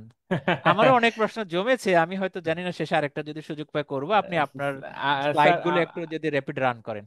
আমি হচ্ছে স্যার ফ্রেশ ব্লাডে একটু প্রেক্ষাপট দেখাতে চাই। জি জি। বাংলাদেশের প্রথিতযশা লেখক হুমায়ুন আহমেদ, আমি ওনাকে সম্মান করে স্যারই ডাকি। হুমায়ুন আহমেদ স্যার একবার ওনাকে প্রশ্ন করা হয়েছিল যে আপনার নাটক সিনেমাগুলোতে শিক্ষণীয় কিছু থাকে না কেন। উনি তখন বলেছিলেন যে নাটক সিনেমা থেকে শিক্ষার দরকারটা কি, শিক্ষার জন্য তো পাঠ্যপুস্তক এবং শিক্ষালয় রয়েছে। কিন্তু আমরা বাংলাদেশের মানুষরা আসলে নাটক সিনেমা থেকেই শিক্ষাটা গ্রহণ করতে পছন্দ করি। এজন্যই আমাদের কনসেপ্টে কিন্তু ফ্রেশ ব্লাড বলতে অতীতে যেরকম ছিল, নায়ক নায়িকা পাশে শুয়ে থাকতো, নায়ক ব্লাড দিচ্ছে, ব্লাড ব্যাগ পাশাপাশি ঝুলছে, নায়িকা শরীরে সে ব্লাডটা ঢুকছে। তো আমরা ফ্রেশ ব্লাড বলতে আসলে এই জিনিসটাকে বুঝে থাকি। ফ্রেশ ব্লাড আসলে জিনিসটা কোনোভাবেই এরকম নয়। ফ্রেশ ব্লাডের কনসেপ্টটা এসেছে মূলত এখান থেকে যে সাইডে তো সমস্যা হচ্ছে। জিনিসটা হলো যে ফ্রেশ ব্লাড 24 থেকে 48 ঘন্টা আমাদের একটা কনসেপ্ট তৈরি হয়ে গেছে। এই কনসেপ্টটার মূল কারণ হচ্ছে 2,3-DPG এবং হচ্ছে এটিপি, এই দুইটা জিনিস নিয়ে। কারণ আমাদের যে ব্লাড রয়েছে সেটা আমাদের শরীরে যখন প্রবেশ করে ব্লাড ব্যাগ থেকে, সেটা 70% পর্যন্ত ইউটিলাইজ হয়, 30% আমাদের আসলে শরীর থেকে বের হয়ে যায় দেওয়ার পরপরই। কারণ এখানে ম্যাচুরড রেড সেলও থাকে যেগুলো আসলে আমাদের শরীর থেকে র্যাপিডলি ক্লিয়ার হয়ে যায়, সেটা আসলে আমাদের শরীরে ইউটিলাইজ হয় না। যদি 70% আমাদের বডিতে ইউটিলাইজ হয়, যতটুকু ট্রান্সমিশন করছি এটা আমরা বলি ইফেক্টিভ ট্রান্সমিশন। এই ইফেক্টিভ ট্রান্সমিশন তখনই হয় যখন এটাতে 2,3-DPG এবং এটিপিটা সহজভাবে আমাদের শরীরে কাজে লাগে। এটিপি, সরি, 2,3-DPG এটা আসলে ফসফেট নির্ভর। যেহেতু ফসফেট নির্ভর, তাহলে যাদের ক্ষেত্রে এই ধরনের জটিলতা রয়েছে, যেমনি যেমন নিউন্যাটদের ক্ষেত্রে আসলে ফসফেট যে ইউটিলাইজেশন, গ্লাইকোলাইসিস করার যে সুযোগটা সেটা আসলে কম থাকে দেখেই বাচ্চাদের ক্ষেত্রে, নিউন্যাটদের ক্ষেত্রে আসলে ভেরি রিসেন্ট ব্লাড, যেটা 7 দিনের মধ্যে, সেটা ব্যবহার করাটা সবচেয়ে বেশি উত্তম। আর যেসব পেশেন্টের ক্ষেত্রে ডিআইসি রয়েছে, যেগুলা এক্সট্রিম অফ এজ যাদের রয়েছে, তারা আসলে এই ধরনের 2,3-DPG আমাদের ব্লাড ব্যাগ থেকে শরীরে যখন ঢুকছে তখন আসলে প্রপারলি ইউটিলাইজ করতে পারে না, দেখে তাদের ক্ষেত্রে আসলে এই ফ্রেশ ব্লাড কনসেপ্টটা আসলে 7 দিনের ভিতরেই বলা হয়ে থাকে আর কি।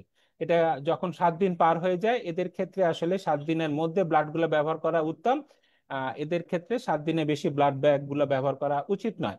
এর বাইরে যে কোনো জনগোষ্ঠীর জন্য, যে কোনো বয়সের রোগীদের জন্য আসলে 7 দিনের বেশি ব্লাড আমরা ব্যবহার করতে পারি। এই ফ্রেশ ব্লাড কনসেপ্টটা আসলে আমাদের ক্ষেত্রে একটা মিসকনসেপ্ট। আমরা ধরে থাকি যে 24 ঘন্টা ভিতরে না হলে এটা ফ্রেশ ব্লাড নয়, এর বাইরে যা কিছু থাকবে সবকিছু হচ্ছে পুরাতন ব্লাড। এটা আসলে কোনোভাবে উচিত নয়। বাকি অংশটুকু যেগুলো রয়েছে সেগুলো আসলে স্যার মোটামুটি আমাদের আলোচনায় চলে এসছে। আলোচনায় চলে আসছে, আচ্ছা। বাকিটুকু আসলে স্যার আপনি যেভাবে ক্লোজ করতে চান আর কি স্যার। আচ্ছা আচ্ছা, আমরা অসংখ্য কৃতজ্ঞ আসলে আপনার প্রতি। আমার মনে হচ্ছে যেন আপনি আরো এনার্জেটিক হয়ে উঠছেন আরো বলার জন্য, কিন্তু রাতও দীর্ঘ হচ্ছে, গভীর হচ্ছে, আর জানার তো শেষ থাকবে না আমাদের। লক্ষ্য করেছেন যে যারা পার্টিসিপেন্ট তাদের হ্যান্ড রেইজ এখনো একটা হাত উত্তোলিত হয়ে আছে। তো আমরা হয়তো আরেকটু সময়, অনেক অন্য কোনো দিন যদি আপনার সুযোগ হয়, আমরা আরেকদিন সময় যদি পাই, হয়তো আরো নতুন কোনো কিছুই বলবো। আপনার যে সোশ্যাল মিডিয়ায় লেখালেখিতে আমরা অনেকেই ভক্ত আছি, আমাদের স্টুডেন্ট বা জুনিয়র ডক্টর, তারাও বোধহয় আপনাকে ফলো করেন। আমি মনে করি যে আমাদের সৌভাগ্য হয়েছে আপনাকে লাইভ দেখা, লাইভ মানে স্ক্রিনে দেখা, যদিও একেবারে ফেস টু ফেস না। এটির জন্য আমরা অত্যন্ত কৃতজ্ঞ আপনার কাছে। যারা এখনো আরো প্রশ্ন করতে চাচ্ছি, আমরা বলছি দয়া করে, আমরা ক্ষমা চাই যে সময়ের কারণে আমরা আর প্রশ্ন করার সুযোগ নিচ্ছি না বা দিতে পারছি না। আমারও একটি প্রশ্ন আছে, আমিও করলাম না, আমি হয়তো পরে জেনে নেব পার্সোনালি। তো আমরা এই জায়গায় ডক্টর আশরাফকে ধন্যবাদ দিয়ে আমি জাস্ট 2-1 মিনিট কথা বলে সবাইকে গুড বাই জানাবো আর কি। ডক্টর আশরাফ যদি স্ক্রিন অফ করেন তাহলে আমি আমার স্ক্রিনটা একটু দেখিয়ে শেষ করব। আহ, আমার মনে হয় আমি আমার স্ক্রিনে চলে আসছি আবার। আমার স্ক্রিন দেখা যাচ্ছে? ডক্টর আতিফ কি একটু বলবে আমার স্ক্রিনে? মনে হয় জি স্যার, দেখা যাচ্ছে। দেখা যাচ্ছে। তো ডক্টর আশরাফের জন্য আসলে আমরা প্রার্থনা করি, ওনার আহ, মানে যে সময়, মেধা, শক্তি কাজে লাগালেন আমাদের জন্য, আমরা বিশ্বাস করি ওনার মেধা এবং শক্তি আরো বেশি প্রখর। সামনে আমরা আরো সময় পাবো ইনশাল্লাহ। আল্লাহ ওনাকে সুস্থ রাখুন, ভালো রাখুন। তো আমরা যারা আয়োজন করেছি, আমরা সবাইকে শুভেচ্ছা দিয়ে শুরু করেছিলাম। আমরা শুধু এখানেই থেমে নেই, এবং আজকের এই সময়, এই দিন কিন্তু আমাদের স্মৃতিময় হয়ে থাকবে। এই জন্যে আমরা আমাদের প্রতিষ্ঠানের পক্ষ থেকে আমরা মূলত জুনিয়র ডক্টর এবং স্টুডেন্টদেরকে প্রশিক্ষণ দিতে চেয়েছে, তারই একটি অংশ কিন্তু আজকে শুরু হয়েছে। সেই অর্থে ডক্টর আশরাফুল হক আমাদের একেবারে বলতে পারেন যে আমাদের গৌরবের একজন অংশীদার আর কি। উনি এটা অনুভব করেন কিনা বা করবেন হয়তো ভবিষ্যতে। তো আমরা আগামী দিনের যেটা করব, এরকম একটা পয়েন্ট অফ কেয়ার টেস্টিং, এটা আমাদের পরিকল্পনায় আছে। শব্দটা নতুন হবে অনেকের জন্য। আজকে কিছুই বলবো না, আমার মনে হয় এই শব্দটাই মনের মধ্যে থাকুক। পরবর্তীতে আমরা যেটা করতে চাইবো, বা আমরা আপনাদের ইয়েতে ইনফরমেশন গুলো যেখানে পোস্ট করা হয়েছে, এই এই কথাগুলোই বলতে চেয়েছি। এখানে অনেকগুলো প্রোগ্রামের কথা আছে। তা আমরা আশা করি যারা আজকে এ পর্যন্ত আছি বা অনেকে জয়েন করতে পারেনি, তাদের সাথে আলাপ করব। আগামী সপ্তাহে হয়তোবা আমরা নোটিফিকেশন দিব আমাদের পরবর্তী কিভাবে হবে। মোটামুটি রাতের এই সময়ে আমরা শুরু করব। আমরা চেষ্টা করব 1 ঘন্টার মধ্যে আসলে শেষ করতে। এবং এটার অর্গানাইজার হিসেবে আমরা ভেবেছি যে একজন জুনিয়র ডক্টর যেভাবে বেড়ে উঠছেন, আগামী দিনে বাংলাদেশের স্বাস্থ্য সেবার যে স্ট্রাকচারটা আছে সেখানে তারা যথেষ্ট কন্ট্রিবিউট করতে পারবেন, সেই আশাবাদ নিয়ে আসলে আমরা শুরু করেছি। সবার সহযোগিতা চাই, সময় যেভাবে হয় সময় মতো আমরা জয়েন করি, মতামত দেই। আমাদের হোয়াটসঅ্যাপ গ্রুপ আছে, এবং অনেকে জয়েন করেছেন এই হোয়াটসঅ্যাপ গ্রুপের মধ্যে। আশা করি আজকে যারা এ পর্যন্ত আছি অনেকে হোয়াটসঅ্যাপ গ্রুপে আছি। তবুও আমি দু একজন যদি বাদ থাকে তাদের জন্যই চ্যাট বক্সে ইনক্লুড করলাম। আমরা লিঙ্ক, সরি এটা বোধহয় প্রাইভেট হয়ে গিয়েছে। আহ, যাই হোক, কোনো টেকনিক্যাল ইস্যুজ এভরিওয়ান আবার হবে, আমি এভরিওয়ান আবার দেই। তো এখানে জয়েন করা যেতে পারে। আর আমাদের অনেকগুলো একাডেমিক রিসোর্সেস আছে, যে সেগুলো যদি পেতে চান বা আমাদের সাথে যোগাযোগ করতে চান, আমাদের এই একটা গুগল ফর্ম আপনারা অনেকেই জানেন, প্রায় 150-এরও বেশি কিন্তু ইন্টারেস্টেড ফিল করেছেন, কিন্তু সবাই বিভিন্ন কারণ আছে, যে কেউ প্র্যাকটিস করছে, কেউ পরীক্ষা জয়েন করতে পারেনি। আমরা আজকের রেকর্ড এটা রেখে দেবো আশা করি, যতটুকু পারি এডিট করে, এবং যখনই যাদের লাগে আমরা সবার জন্য এটা উন্মুক্ত করে দেব। এটুকুই বলি। আর সবাইকে ধন্যবাদ দেই। এখনো আবারও কৃতজ্ঞতা ডক্টর আশরাফের প্রতি। আপনার সর্বশেষ 1 মিনিট যদি বলতে চান, বলে আমরা বিদায় নেব। Doctor Ashraful Haque, please. Sir আসসালামু আলাইকুম স্যার। জিনিসটা হলো যে স্যার, আপনি স্যার যেভাবে আমাকে সুযোগ দিয়েছেন কথা বলার জন্য আমি কৃতজ্ঞ স্যার। কারণ আসলে স্টুডেন্টদের সাথে কথা বলার সরাসরি সুযোগ হয় না, লেখাটা দিয়ে আসলে একপাক্ষিক ইনফরমেশন যায়। যেহেতু অনেক প্রশ্ন ভবিষ্যতে আরো বড় প্ল্যাটফর্ম আপনি যখন করবেন স্যার, আশা করব যে সবাইকে নিয়ে আলোচনা করার সুযোগ থাকবে তখন। আমি কৃতজ্ঞ যে আমি কিছু তথ্য আমার ডিসিপ্লিনের তরফ থেকে বলার চেষ্টা করলাম। এখানে ভুল ত্রুটি থাকতে পারে, সেটা আসলে আপনারা যাচাই করে দেখবেন। আহ, আমার তথ্যই যে সম্পূর্ণ সঠিক হবে সেটাও কিন্তু আমি দাবি করতে পারি না, কারণ সায়েন্স এভার চেঞ্জিং। সায়েন্স অনেক কিছুই ব্যাখ্যা পরিবর্তন করতে পারে। ভবিষ্যতে হয়তো বা আমার তথ্যগুলা কিছু ক্ষেত্রে সংশোধন হয়ে যেতে পারে।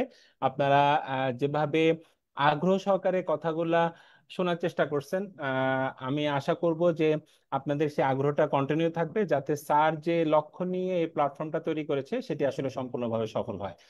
সবাইকে আমার তরফ থেকে আসসালামু আলাইকুম, সবাই ভালো থাকবেন। অত্যন্ত কৃতজ্ঞতা ডক্টর আশরাফ। আবার একটু আপনাকে মনে করিয়ে দিতে চাচ্ছি যে অনেকে হয়তো রিডিং মেটেরিয়াল চাচ্ছেন, আপনি যদি আপনার মতো করে রিফর্ম করে রিডিং মেটেরিয়ালটা দেন তাহলে আমরা গ্রুপে এটা দিয়ে দিতে পারবো। আশা করি সবার উপকার হবে। তো আজকে এই পর্যন্তই। সবাইকে ধন্যবাদ। আবার দেখা হবে ইনশাআল্লাহ। আল্লাহ হাফেজ।